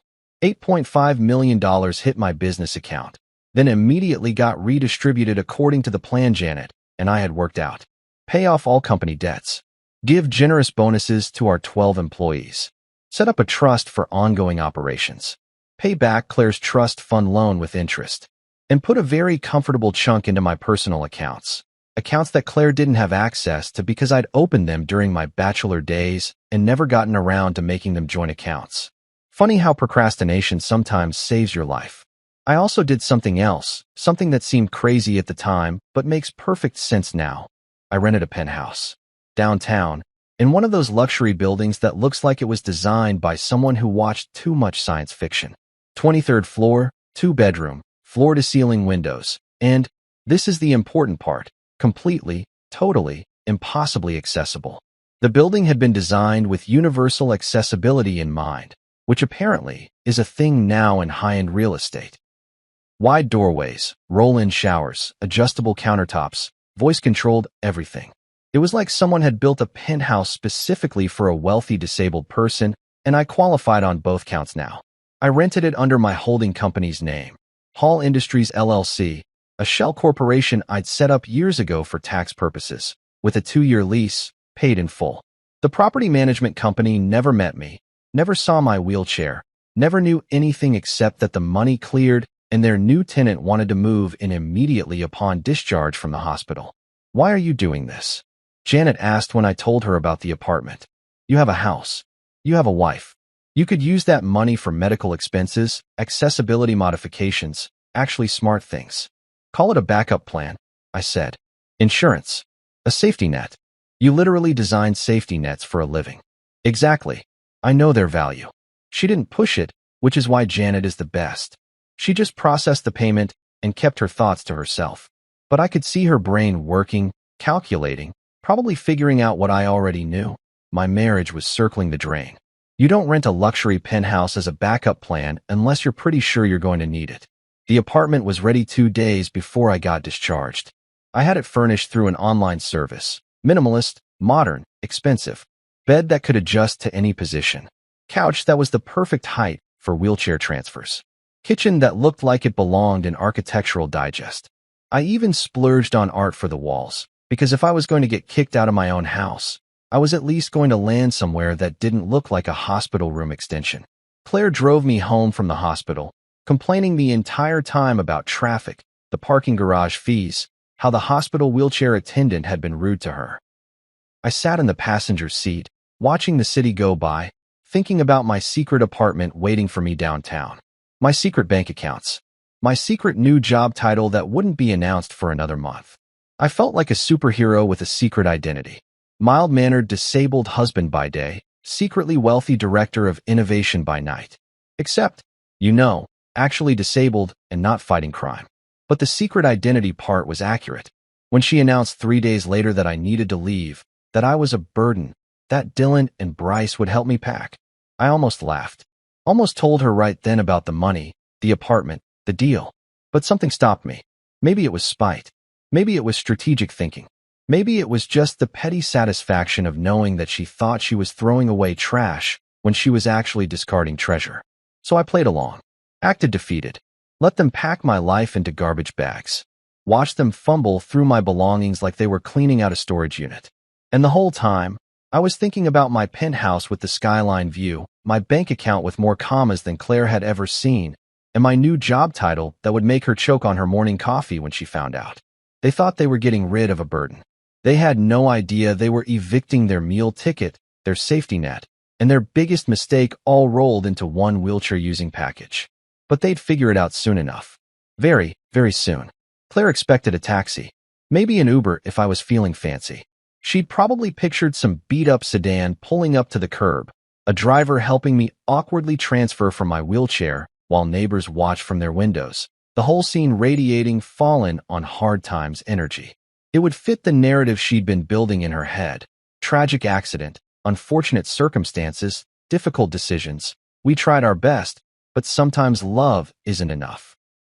Very Lifetime movie channel. Very, we're the victims here too.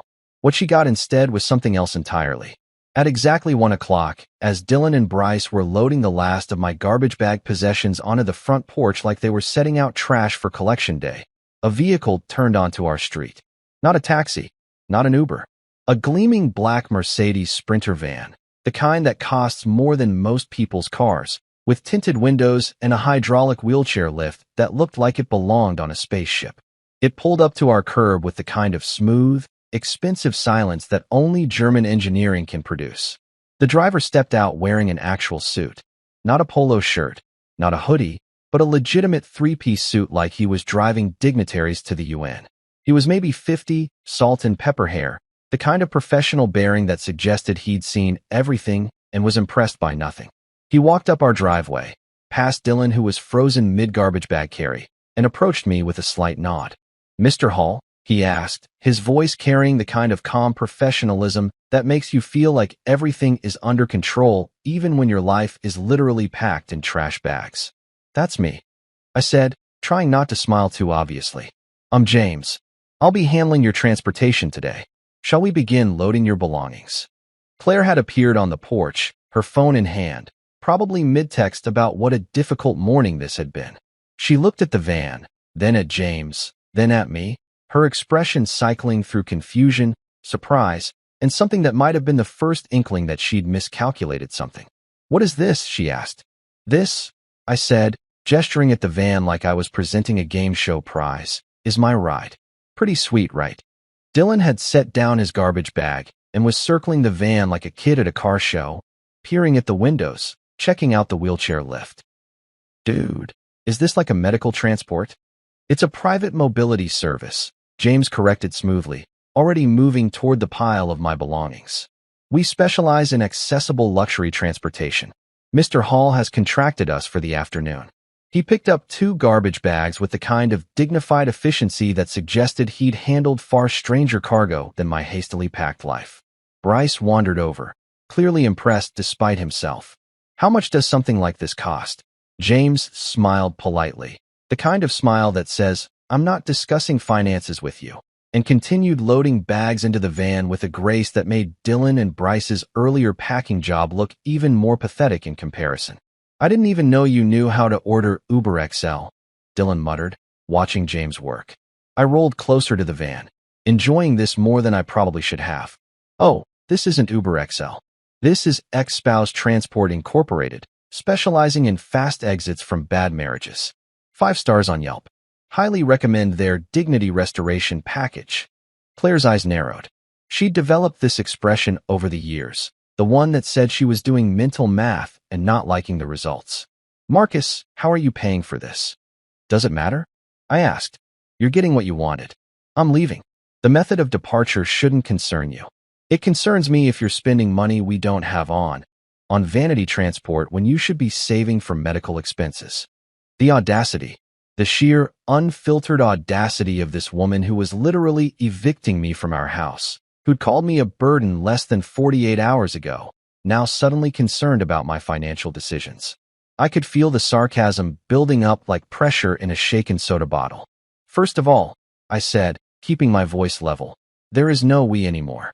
You made that pretty clear. Second, my medical expenses are covered by insurance, which you'd know if you'd asked literally anything about my situation beyond, when can we get rid of you? And third, I gestured at James, who was now carefully securing my garbage bags with actual tie-down straps like my stuff mattered. I'm an adult with my own bank account. I can order whatever transportation I want. Dylan cleared his throat, clearly uncomfortable with the sudden tension. So, where exactly are you going?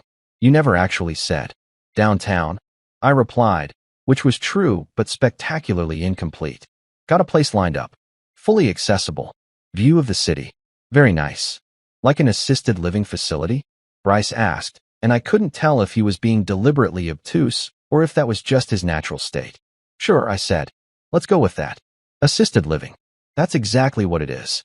James had finished loading everything, somehow making the pile of garbage bags look almost organized in the van's cargo area, and was now extending the wheelchair lift. It unfolded with a smooth mechanical whir, like a transformer deciding to become a ramp. He locked it in place, tested it twice, then nodded at me. Whenever you're ready, Mr. Hall. I rolled toward the lift, then paused and turned back to look at Claire, Dylan, and Bryce standing in front of the house. My house. Well, our house. Well, her house now, I guess. The place where I'd lived for 5 years, where I'd celebrated promotions and mourned failures, where I'd believed I was building a life. It looked smaller now, shabbier. Or maybe that was just my perspective changing. Thanks for everything, I said, and I didn't even try to hide the sarcasm. Really, you've taught me so much about family, loyalty, and the importance of reading the fine print on marriage vows. Turns out, in sickness and in health, has an asterisk that says, unless the sickness is inconvenient. Claire opened her mouth to respond, probably to deliver some rehearsed line about how this was hard for everyone or how I was being unfair, but I was already rolling onto the lift. James pressed a button and the hydraulic system engaged, lifting me smoothly up to the van's floor level. It was the smoothest, most dignified ascent I'd experienced since the accident. Take that, front porch stairs that Claire said were too difficult to navigate. The interior of the van was absurd. Leather captain's chairs, climate control, ambient lighting, and enough space to park 2 wheelchairs comfortably. My chair locked into a securing system that was somehow both high-tech and elegant. James made sure I was properly secured, handed me a bottle of water from a mini fridge, because of course there was a mini fridge, and closed the door. Through the tinted window, I could see Claire, Dylan, and Bryce still standing there, looking confused and slightly concerned, like they'd just watched a magic trick they couldn't explain. Claire had her arms crossed, her phone dangling from one hand. Dylan was scratching his head. Bryce just looked impressed by the van, because Bryce had the attention span of a goldfish and the priorities to match. James slid into the driver's seat, adjusted his mirrors, and glanced back at me. All set, Mr. Hall. All set, I confirmed. Let's get out of here before they realize they should be asking more questions. He chuckled, actually chuckled, and started the engine. It purred to life with that expensive car sound that's somehow both powerful and whisper quiet. We pulled away from the curb smoothly, no jerking, no sudden movements, Just pure German engineering doing its thing. I watched the house shrink in the side mirror. Watched Claire finally pull out her phone, probably to start texting her friends about the weird van and my suspicious behavior. Watched Dylan and Bryce head back inside, probably to raid my former beer fridge. Watched my old life disappear behind us as we turned the corner. First time leaving after a separation? James asked, his eyes on the road but his tone understanding. That obvious? I've driven this route before. Different people, same situation. You're handling it better than most. Yeah, well, I said, settling back into my chair and taking a sip of the fancy water that probably cost more per bottle than my old coffee budget. It's easier to handle when you've got a plan. I suspect you've got more than a plan, Mr. Hall, James said, and there was something in his voice, approval, maybe, or recognition. If you don't mind me saying, I've got a few tricks up my sleeve, I admitted. But they don't know that yet. They will soon enough. Yeah, I said, watching downtown skyline come into view through the windshield, glass towers reflecting the afternoon sun. Yeah, they will. We drove in comfortable silence for a while, the van eating up miles between my old life and my new one. James navigated traffic with the skill of someone who'd done this 10,000 times. I watched the city pass by, the neighborhoods getting nicer, the buildings getting taller, the people on the sidewalks looking more expensive. We're approaching your building, Mr. Hall, James announced as we turned onto a tree-lined street where every car cost more than I used to make in a year. The Meridian Tower, correct? That's the one, I said, sitting up straighter. Through the windshield, I could see it. All 35 stories of glass and steel, the kind of building that made you feel rich just by existing near it.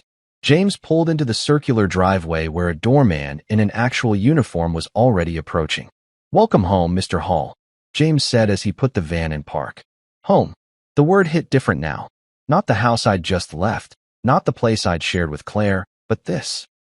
This tower, this penthouse, this completely unknown future that I'd bought and paid for with my own damn money. Thanks, James, I said. Seriously, this was perfect. My pleasure, sir. I'll have your belongings brought up within the hour. As the door opened and the lift deployed and the doorman greeted me by name, my actual name, which meant the building management had briefed the staff, I felt something shift. Not just location, but identity. I wasn't the guy being thrown out anymore. I was the guy who'd landed on his feet. Well, metaphorically speaking, my new apartment wasn't just accessible. It was smarter than Dylan and Bryce combined, which admittedly wasn't a high bar to clear. The kitchen counters adjusted height with the press of a button, rising and lowering like something out of a sci-fi movie. The bathroom had a shower you could roll directly into, with a bench seat and controls that responded to voice commands. Shower start. Temperature, 102 degrees. Boom. Perfect hot water, no fumbling with knobs, no awkward transfers. Even the lighting was voice-controlled. Lights, 50%. And the whole place would dim to whatever ambience I wanted. It was like living in the Starship Enterprise. If the Enterprise had floor-to-ceiling windows overlooking downtown and a monthly rent that could finance a small car. The balcony was my favorite part. 23rd floor, wraparound view of the city skyline. Accessible through doors wide enough to accommodate my wheelchair with room to spare. I'd roll out there in the mornings with my coffee, fancy stuff from the cafe downstairs, none of that grocery store swill I used to drink, and watch the city wake up. Tiny people rushing to their tiny jobs, dealing with their tiny problems, while I sat up here like some kind of disabled Tony Stark, plotting my next move. But the best feature wasn't the smart home tech or the view, or even the fact that my bedroom had a bed that could transform into basically a hospital bed if I needed it.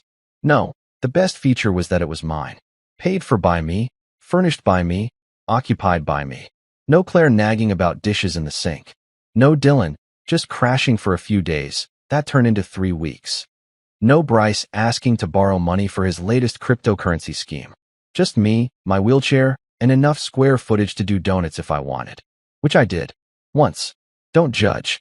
The rehab center was 4 blocks away, close enough that I could get there easily, far enough that I could pretend I was going on an adventure. 3 times a week, I'd will myself down the pristine sidewalks of downtown's fancy district, past boutiques I'd never shop in and restaurants with prices that made my old budget weep, to a medical building that specialized in spinal injury rehabilitation. Dr. Lopez ran the program. And she was exactly the kind of person you want in charge of putting your spine back together. Competent, no nonsense, and completely immune to self-pity. First day, she'd looked at my chart, looked at me, and said, T11, T12 incomplete injury, regaining sensation, good prognosis. You'll walk again if you do the work. Question is, will you do the work? Is that a challenge? I'd asked. It's a fact. I've got patients who are here twice a week, going through the motions, complaining the whole time. They make minimal progress. Then I've got patients who treat this like a job, show up angry, and channel that anger into every rep. They recover faster. Which type are you? I'd thought about Claire's face when she'd called me a burden. About Dylan and Bryce stuffing my life into garbage bags. About the house I'd paid for becoming a place I wasn't welcome. I'm definitely the angry type, I'd said. She'd smiled. Good. Anger is excellent fuel. Let's put it to use. And we did. Oh boy, did we ever. Physical therapy, it turns out, is basically like going to the gym except everything hurts more and the exercises have names like pelvic tilt and glute bridge that sound like yoga positions designed by sadists. There were parallel bars for practicing standing. There were resistance bands for rebuilding muscle. There were balance exercises that made me feel like a toddler learning to walk, which was frustrating and humbling and exactly the kind of challenge that made me push harder. Marcus, you're progressing faster than any patient I've had, Dr. Lopez told me after my third week. We were in the standing frame. This contraption that basically holds you upright while your legs remember what vertical is supposed to feel like. I'd graduated from 5-minute sessions to 20 minutes, and my legs were screaming, but in that good way that meant nerves were reconnecting, muscles were rebuilding, things were happening. I'm highly motivated, I said through gritted teeth. I can see that. What's motivating you? Family support? Career goals? Spite, I said honestly. Pure, unfiltered spite. Also revenge. Revenge is a great motivator. She laughed. Well, whatever works. Just don't hurt yourself proving a point. But that was the thing. I couldn't hurt myself. Not any more than I already had been. The fall had been rock bottom. Everything since then was climbing up, one painful rep at a time. And every time the burn hit, every time my muscles screamed and my brain said, maybe that's enough for today, I'd picture Claire's face. Her dismissive expression. Her casual cruelty. You're a burden now. And I'd do one more rep, then another, then another. I called them revenge reps. Every bicep curl was for the time Claire told her mother I was difficult to manage, like I was a problematic pet. Every leg press was for Dylan's comment about how they couldn't carry me forever after helping exactly once. Every core exercise was for Bryce asking if I'd thought about just staying positive, like positive thinking could regenerate nerve tissue. Each rep was a middle finger to everyone who'd written me off. The other patients noticed. There was Gary, a 50-something guy who'd been in a motorcycle accident and had a similar injury to mine. He'd been in rehab for 8 months and had plateaued, content with using his wheelchair full-time. There was Michelle, a young woman who'd been injured in a car accident and was making steady but slow progress. There was Tom, an older guy who treated rehab like a social club, more interested in chatting than working. And then there was me, the angry guy in the corner who showed up 30 minutes early to do extra warm-ups and stayed late to squeeze in additional exercises. The guy who asked Dr. Lopez for homework assignments, actual physical therapy homework, so I could keep working between sessions. Dude, you're making us all look bad, Gary joked one day as I was doing my third set of seated rows while he was taking a water break from his first set. Good, I said, not joking at all. Maybe that'll motivate you. What's your hurry, man? We're all in the same boat here. No, I said, setting down the resistance band and wiping sweat from my forehead. We're really not. You're accepting this as your new normal. I'm treating it as a temporary setback. Big difference. He'd looked offended for about 3 seconds, then thoughtful. The next session, he showed up 20 minutes early and asked Dr. Lopez to increase his weights. Spite, it's contagious. My apartment's building had a gym on the 10th floor, residents only, equipped with everything from treadmills to weight machines to a pool that was kept at exactly 84 degrees for therapeutic purposes. I started going there on my off days from rehab, working on upper body strength, core stability, anything that would speed up my recovery. The gym was usually empty in the mornings, which was perfect. Just me, my wheelchair, a bench press, and an increasingly impressive collection of angry thoughts to power through. I'd transferred from wheelchair to weight bench so many times that I could do it smoothly now, no awkward fumbling, no fear of falling. I'd learned which machines were accessible and which ones required modifications. I'd figured out that the pool was actually amazing for leg exercises because the water supported my weight while my muscles relearned their job. And slowly, week by week, session by session, revenge rep by revenge rep, things changed. Sensation that had been vague and fuzzy became clearer, more specific. Toes I couldn't wiggle started responding. Muscles that had been dormant started firing. I graduated from the standing frame to standing independently with parallel bars, then to taking steps, awkward, shaky, baby giraffe steps, but steps.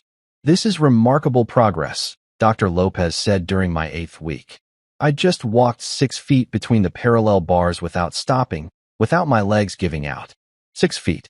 It was pathetic by normal human standards and absolutely incredible by a guy who couldn't feel his legs 2 months ago standards. When can I ditch the wheelchair? I asked. Don't rush it. The wheelchair is a tool, not a prison. You'll probably need it for months still, especially for longer distances. But for short distances, with a walker or crutches, maybe another month if you keep progressing like this. Another month. I could do another month. I'd already done 2. What was one more? Especially when every day brought me closer to the moment when I could walk back into Claire's life. Literally walk. And show her exactly what she'd thrown away. At night, after rehab and gym sessions and enough physical exertion to make every muscle in my body hate me, I'd sit on my balcony with a protein shake, because Dr. Lopez had me on this whole nutrition plan too, and look out at the city. Somewhere out there, Claire was probably telling her friends about her difficult situation, about how hard it had been to make the tough decision, about how she hoped I was managing okay in whatever assisted living facility she thought I'd ended up in. She had no idea I was living in a penthouse that cost more per month than our old mortgage. She had no idea I was regaining function faster than anyone expected. She had no idea that every revenge rep, every spite-fueled exercise, every "I'll show them" moment was building towards something she couldn't imagine. My phone would buzz occasionally with texts from old friends. Hey man, heard about the separation. You doing okay? I'd respond with vague reassurances. Yeah. Staying with family for now. Focusing on recovery. Let them think what they wanted. Let Claire's narrative spread. Let everyone believe I was the tragic victim in this story. They'd learn the truth soon enough. But not yet. Not until I was ready. Not until the reveal would hit with maximum impact. I had a press release scheduled for next month. A TV interview lined up. A whole PR campaign ready to launch that would introduce me as Global Shield's new Director of Safety Innovation. The guy who turned a catastrophic accident into a multi-million-dollar success story. Claire thought she'd kicked out the trash. She'd actually thrown away the trophy. And in about 4 weeks, the trophy was going to show up on national television, walking with a cane, wearing a custom suit, and explaining how temporary setbacks can lead to permanent success. I couldn't wait to see her face. But first, more revenge reps. Dr. Lopez wanted me doing leg presses this afternoon, and I had a lot of spite to work through. Time to get back to work. Weeks passed in my new life, and my phone stayed suspiciously quiet. Not a single text from Claire asking how I was doing. No calls from Dylan or Bryce checking if I'd landed somewhere safe. Radio silence. Complete and total radio silence. It was like I'd been erased from their lives with the same casual efficiency they'd used to pack my stuff into garbage bags. Out of sight, out of mind, problem solved. At first, it stung a little. Not gonna lie. 8 years of marriage, 5 years of knowing her brothers, holidays together, inside jokes, shared history, all of it apparently worth exactly nothing once I became inconvenient. But then the sting faded and got replaced by something better, curiosity. What story were they telling? How were they spinning this? Because I knew Claire, and Claire was nothing if not image conscious. She wouldn't just admit to kicking out her temporarily paralyzed husband. That would make her look bad.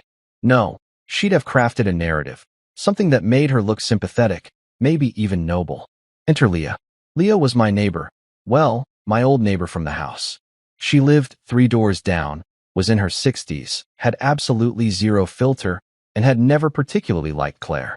That woman has the warmth of a parking meter, she told me once at a block party. Pretty to look at, expensive to maintain, and only accepts payment. I'd laughed it off at the time because, that was my wife she was talking about. But Leah had called it. She'd absolutely called it.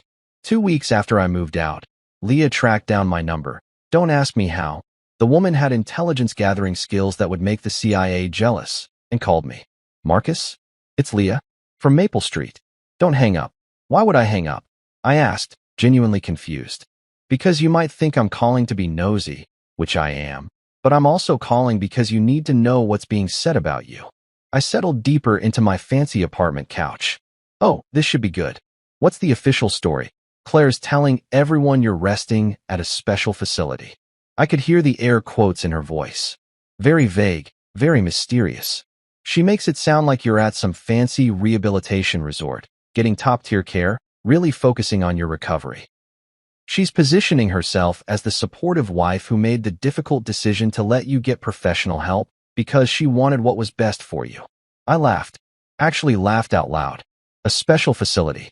That's rich. Does this special facility have a 23rd floor view and voice-controlled lighting? You're not in a facility, are you? Nope. I'm in a penthouse downtown. Living my best life. Doing great, actually. I knew it. Leah sounded delighted. I told Harold. That's my husband. I said, Harold, something doesn't add up. Marcus isn't the type to just disappear into some facility. But everyone's buying Claire's story. She's getting sympathy points left and right. Oh, poor Claire. Such a hard decision. She's so brave. He's so lucky to have her support. More air quotes. It's nauseating.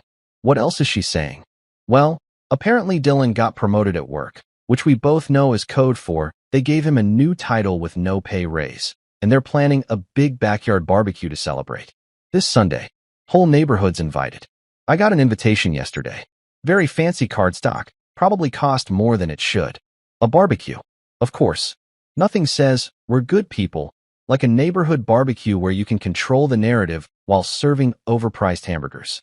I could picture it perfectly. Claire playing hostess, Dylan accepting congratulations for his meaningless promotion, Bryce manning the grill, and probably burning everything. All of them casually mentioning how Marcus is doing so well at his facility, while avoiding any actual details. Are you going? I asked Leah. Oh, I'm absolutely going. Someone needs to be there to watch this performance. Plus, the invitation said they're serving salmon, and I'm not passing up free salmon just because the hosts are morally bankrupt. Fair point. Keep me updated. Marcus, I'm going to give you a play-by-play so detailed you'll feel like you're there. Which you're not. Because you're at a special facility. She cackled at her own joke. True to her word, Leah became my spy in enemy territory. She'd text me updates throughout the week leading up to the barbecue. Apparently, Claire had gone full Martha Stewart mode, ordering special decorations, hiring a professional to deep clean the house, even getting the lawn professionally manicured. Dylan's promotion had become this whole production, like he'd been elected president instead of just getting a new email signature. She's really selling it. Leah texted Wednesday evening. New patio furniture. String lights. The works.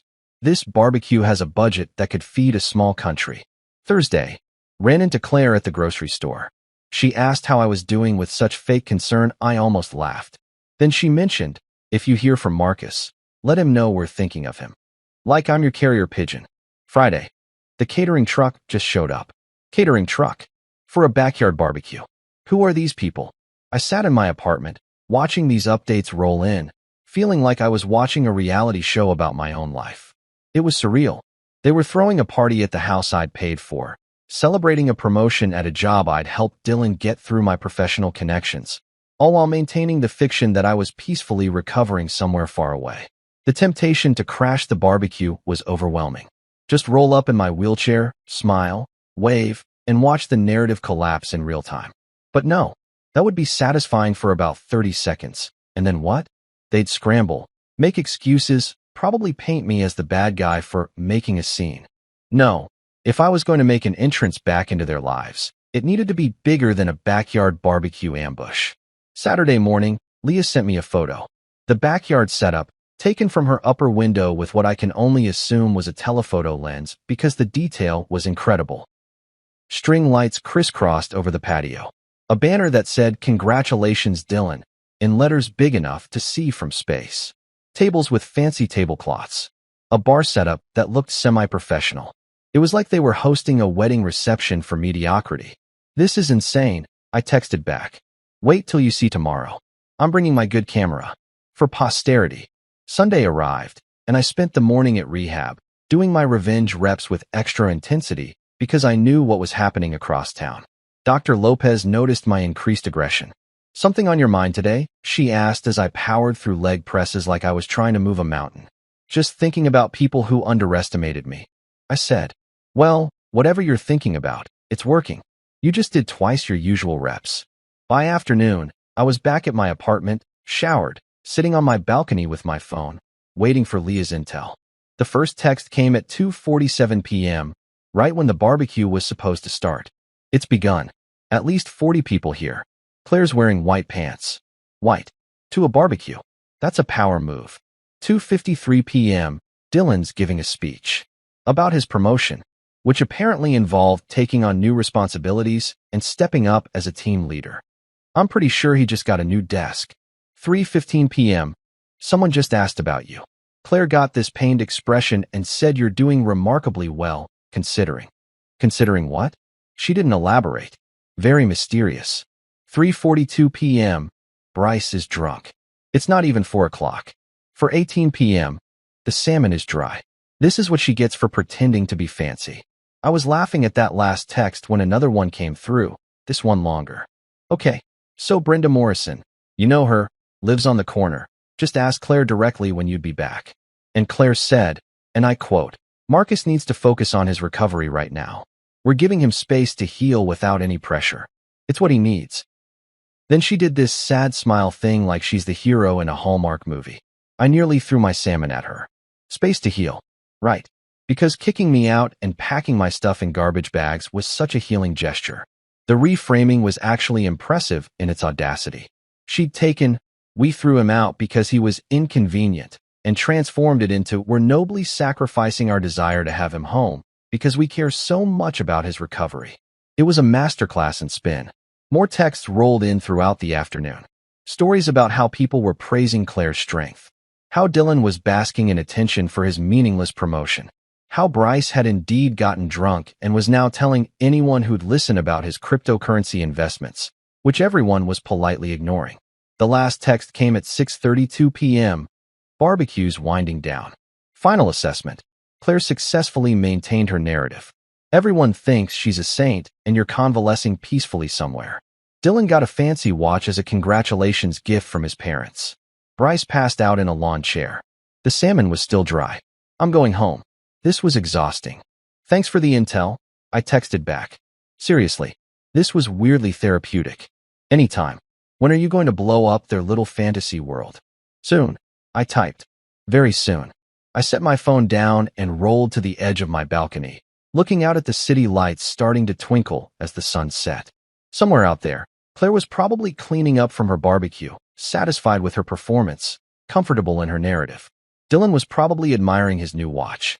Bryce was probably still passed out. They had no idea what was coming. My PR team had scheduled the press release for next Sunday, exactly 1 week away. The timing had been strategic, big enough gap after the acquisition closed that all the legal stuff was finalized, but close enough that the momentum was still there. The press release would go out Sunday morning, hit all the major business news sites by noon, and trend on social media by evening. And I'd scheduled my Good Morning America appearance for the Monday after that. Prime time, millions of viewers, national exposure. 1 week. They had one more week of their comfortable narrative, their sympathetic story, their version of events where they were the good guys making tough choices. Then reality would hit like a freight train. I pulled out my phone and texted Janet.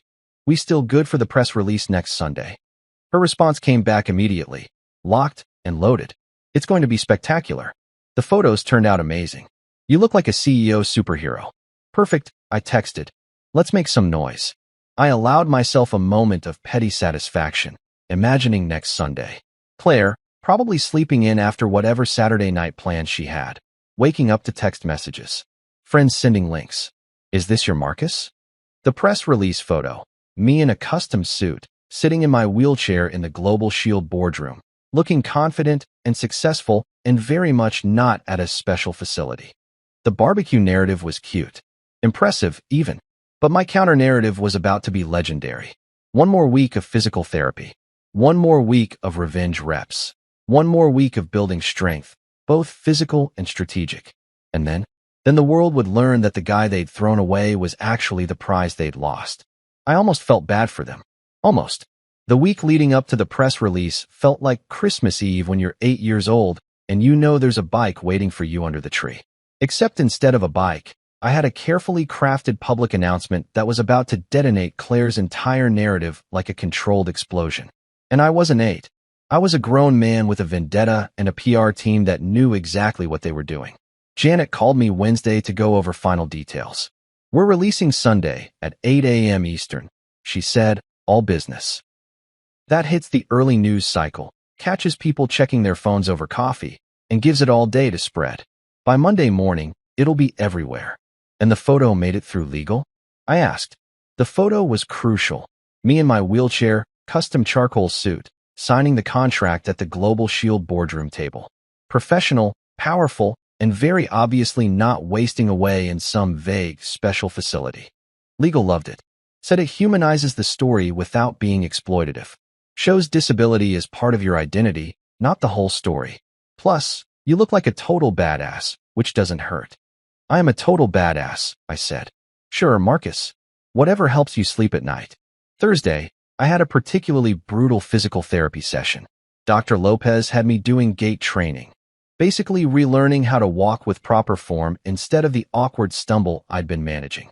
It was exhausting, frustrating, and exactly what I needed to channel my nervous energy. You're distracted today, Dr. Lopez observed as I worked my way down the parallel bars for the 15th time. Big week coming up, I said, focusing on putting one foot in front of the other. Left foot, shift weight, right foot, shift weight. Simple in theory, incredibly difficult in practice when your nervous system is still rebooting. Work-related? You could say that. More like life-related. Career. Public perception. Petty revenge. The usual. She laughed. Well, whatever it is, use it. You just walked 20 feet without stopping. That's a new record. 20 feet. A month ago, I couldn't feel my legs. 2 weeks ago, I could barely manage 5 feet. Now 20. Progress. Powered by spite and the knowledge that Claire's comfortable little world was about to get very uncomfortable. Friday evening, Leah texted, Claire's having people over tomorrow. Saw her at the store buying wine. Lots of wine. Think it's another celebration. Who knows? I texted back. Maybe they're celebrating my successful recovery at my special facility. Can't wait to see her face on Sunday. I'm setting alarms. This is better than the Super Bowl. Saturday, I did something I hadn't done since the accident. I bought new clothes. Real clothes, not just the athletic where I'd been living in for physical therapy. I called a personal shopper. Yes, that's a thing. Yes, I used one, and had them bring options to my apartment. Suits that looked good sitting down. Shirts that didn't bunch weirdly. Pants that actually fit over leg braces. Shoes I could slip on without help. You're preparing for something big. The shopper, whose name was Madison, observed as I tried on the third suit jacket. Press appearance Monday, I said. National TV. Need to look the part. Well, you're going to look incredible. This charcoal gray is perfect with your complexion. Makes your eyes pop. I'm successful and I know it. That's exactly the vibe I'm going for. I bought 3 suits, 2 pairs of shoes, and enough dress shirts to outfit a small boardroom. Madison promised everything would be altered and delivered by Sunday afternoon. Plenty of time for Monday's appearance. I felt like a superhero suiting up for the final battle, except my superpower was capitalism and my weapon was public relations. Saturday night, I barely slept. Not from nerves. I was way past nervous. I was in that weird calm zone that comes after you've planned something so thoroughly that there's nothing left to do but execute. I spent the evening on my balcony, watching the city lights, thinking about how different my life looked now compared to 3 months ago. Then, married, injured, scared, dependent. Now, single, recovering, wealthy, independent. Funny how getting thrown out was the best thing that could have happened to me. Sunday morning, I woke up at 6 a.m. even though my alarm wasn't set until 7. Couldn't help it. Today was the day. I made coffee. Fancy stuff, the kind that costs more per pound than my old weekly grocery budget. and sat at my kitchen counter with my laptop, waiting. 7:45 a.m. Janet texted. 15 minutes. You ready? Been ready, I texted back. 7:58 a.m. Press release is loaded. Going live in 2 minutes. I opened Twitter on my laptop. Opened LinkedIn. Opened my email. My phone sat next to me, silenced but visible. I wanted to see it all unfold in real time. 8 a.m. The press release went live. It was beautiful, professionally written, perfectly formatted, with that photo of me looking like I owned the world. The headline read, Marcus Hall named Director of Safety Innovation at Global Shield Industries following successful acquisition of Safety First Technologies. The first paragraph laid out the basics, the acquisition, the $8.5 million deal, my new role.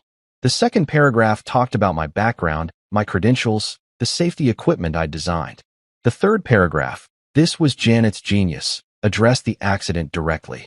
Hall's commitment to safety innovation was reinforced by a personal experience in March when he was injured while personally testing equipment at a construction site.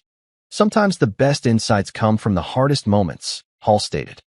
My injury gave me a deeper understanding of the real-world challenges our clients face. I'm more committed than ever to creating safety solutions that actually work. The fourth paragraph mentioned my recovery, my continued work during rehabilitation, and my excitement about the new role. The fifth paragraph had quotes from Global Shield CEO about how valuable I was, how innovative my work had been, how excited they were to have me on the team. And at the bottom, in smaller text, Hall will be appearing on Good Morning America Monday to discuss the acquisition and the future of workplace safety innovation. It was perfect, inspirational without being sappy, professional without being boring. And most importantly, it made me look like exactly what I was, successful, capable, and very much not someone who needed to be thrown away. I watched the press release hit the newswires. Within minutes, it was on Business Insider, then Bloomberg, then Forbes. Tech news sites picked it up because of the acquisition amount. Safety industry publications picked it up because it was relevant to their audience. LinkedIn exploded with shares and comments. 8:15 a.m., my phone started buzzing. Texts from former colleagues. Congratulations. This is amazing. Why didn't you tell us? 8:23 a.m., an email from an old college friend. Dude, you're on Bloomberg. When did you become a big deal? 8:31 a.m., Leah texted. All caps. I just saw the press release. I'm screaming. This is glorious. Does Claire know yet? Not yet, I texted back. But she will soon. 8:47 a.m. The first connection request on LinkedIn from someone at Global Shield I didn't know. Then another. Then 5 more. People were finding me, connecting, congratulating. The notifications were coming in faster than I could read them. 9:03 a.m. Janet called. Marcus, it's blowing up. We've had 3 interview requests already. 2 podcasts and a local news station want you for segments. This is bigger than we expected. How much bigger? The hashtag burden no more is starting to trend on Twitter. Someone made a meme using your photo with the caption wheelchair? More like throne. It's got like 50,000 likes already. I pulled up Twitter. Sure enough, hashtag burden no more was climbing. People were sharing the press release with comments about disability representation, about not underestimating people, about how inspiring it was. Someone had made a whole thread about workplace injuries and how companies should treat employees. Another thread was about accessibility in corporate America.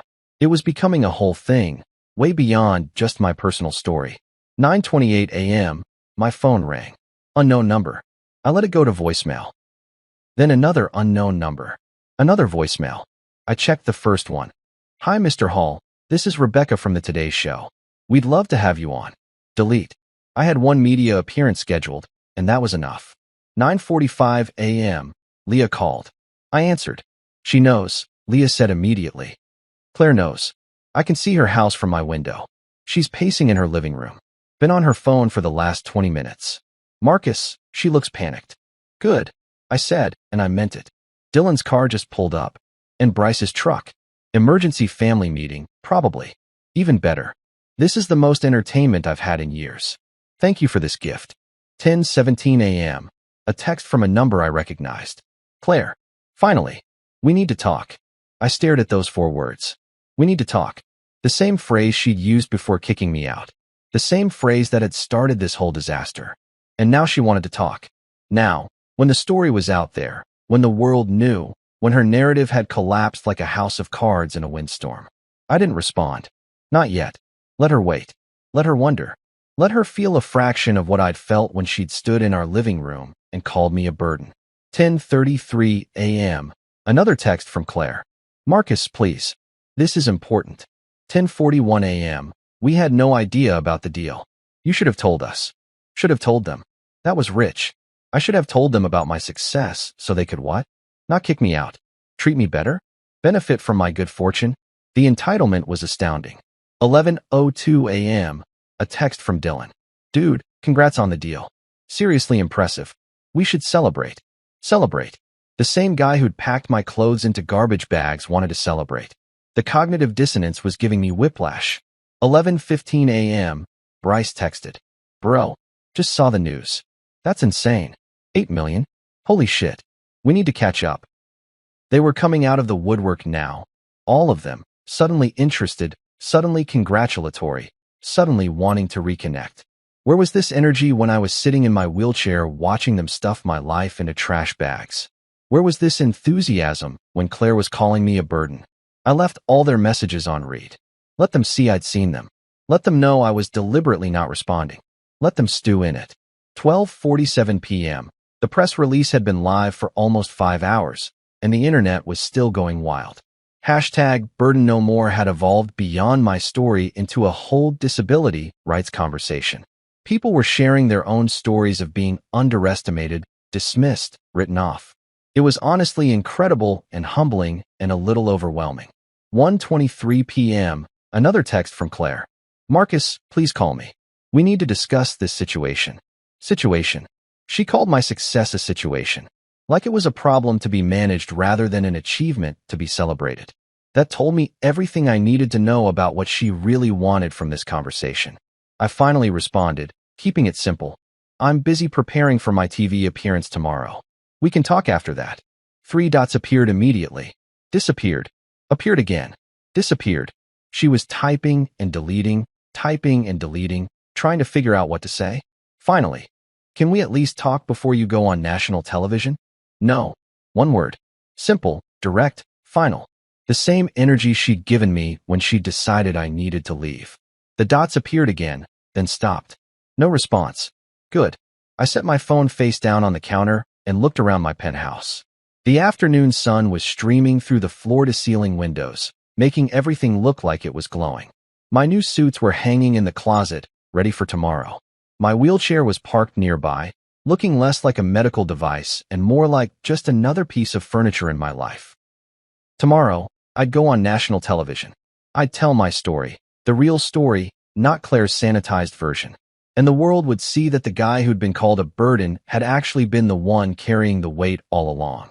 But today I was just going to sit here, watch the notifications roll in, and enjoy the fact that sometimes, just sometimes, the good guy wins. Even if he has to do it from a wheelchair. Monday morning, I woke up at 4 a.m. for my 6:30 a.m. Good Morning America appearance. The GMA team had sent a car, another accessible van, because apparently that's just how I roll now, and I arrived at the studio in Midtown feeling surprisingly calm. Maybe it was the exhaustion. Maybe it was the fact that after everything I'd been through, a TV interview felt like the easiest thing in the world. The green room had good coffee, at least. The producer, a woman named Ashley who talked at approximately 800 words per minute, ran through the segment plan while a makeup artist made me camera ready, which apparently meant making me look like myself, but slightly more orange. We're doing a 7-minute segment, Ashley explained. Robin will ask about the acquisition, your recovery, your new role. Keep it inspiring but authentic. America loves a comeback story, and you're basically the poster child right now. No pressure, I said. Oh, tons of pressure. But you'll be great. Just be yourself. Well, your best self. Your TV self. At 6:27 a.m., I was wheeled onto the set. The lights were absurdly bright. Robin Roberts greeted me warmly, and I could tell immediately why she was good at her job. She made you feel like you were just having coffee with a friend, not talking to millions of people. The interview went exactly as planned. She asked about safety first, about the accident, about the irony of a safety equipment CEO being injured. I kept it light, self-deprecating.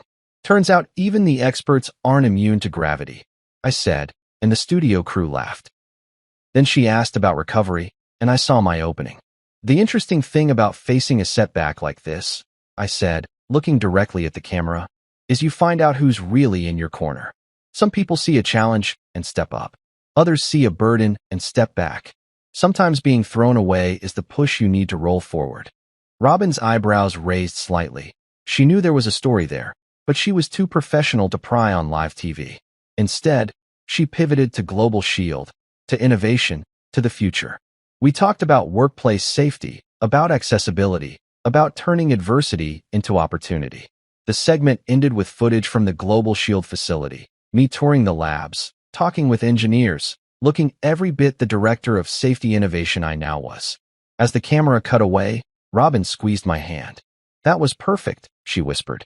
By the time I got back to my apartment at 9 a.m., #BurdenNoMore was trending nationwide. Someone had clipped my thrown away quote and turned it into what the internet calls a moment. The memes were multiplying.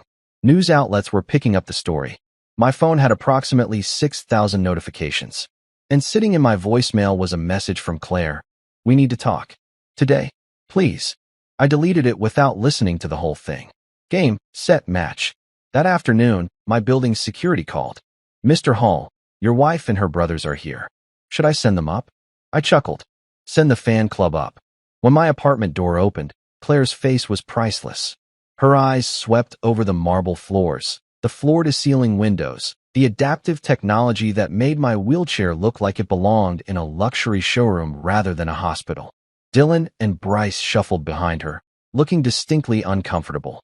"You could have told us about the deal," Dylan said, breaking the silence. I raised an eyebrow. "Would that have stopped you from dragging my coffee machine to the driveway?" Claire stepped forward, her voice softening into what I recognized as her manipulation mode. "We can fix this, Marcus. Come home. We'll make the guest room accessible. We made a mistake." "A mistake?" I interrupted. "You call me a burden. You packed my life into garbage bags. You told the neighborhood I was at a special facility while throwing barbecues at my house." "Our house," she corrected automatically, then seemed to realize that wasn't helping. I gestured at the skyline behind me. "I already have an accessible home. I just upgraded from motel betrayal to suite independence. Penthouse floor, if you're keeping track." Bryce was staring at my kitchen like he'd never seen granite countertops before. They left 20 minutes later, clutching a brochure for the foundation I'd started for injured workers. "Donations welcome," I'd said with a wink. Claire's face had gone through about 17 different expressions, none of them good. As the door closed behind them, my phone buzzed. The Global Shield CEO, applications for our safety program were flooding in after the GMA interview. Partnerships, speaking requests. Everything was exploding in the best possible way. I rolled to the balcony, looking down at Claire and her brothers shuffling toward their car like kids who'd just been sent to the principal's office. They looked smaller from up here, less significant. Dylan kept glancing back at the building like he couldn't quite process what had happened. Bryce was on his phone, probably Googling how much do penthouses cost, because subtlety wasn't his strong suit. They'd thrown me out thinking they were ridding themselves of a burden. They'd only freed me to build an empire. Sometimes being evicted is just a relocation notice from fate, with a better view. I raised my coffee mug toward the window in a private toast. To new beginnings. To revenge served cold. To proving that wheelchairs don't hold you back, small-minded people do. And I was done with small-minded people. The city stretched out before me, full of possibilities. Time to roll forward.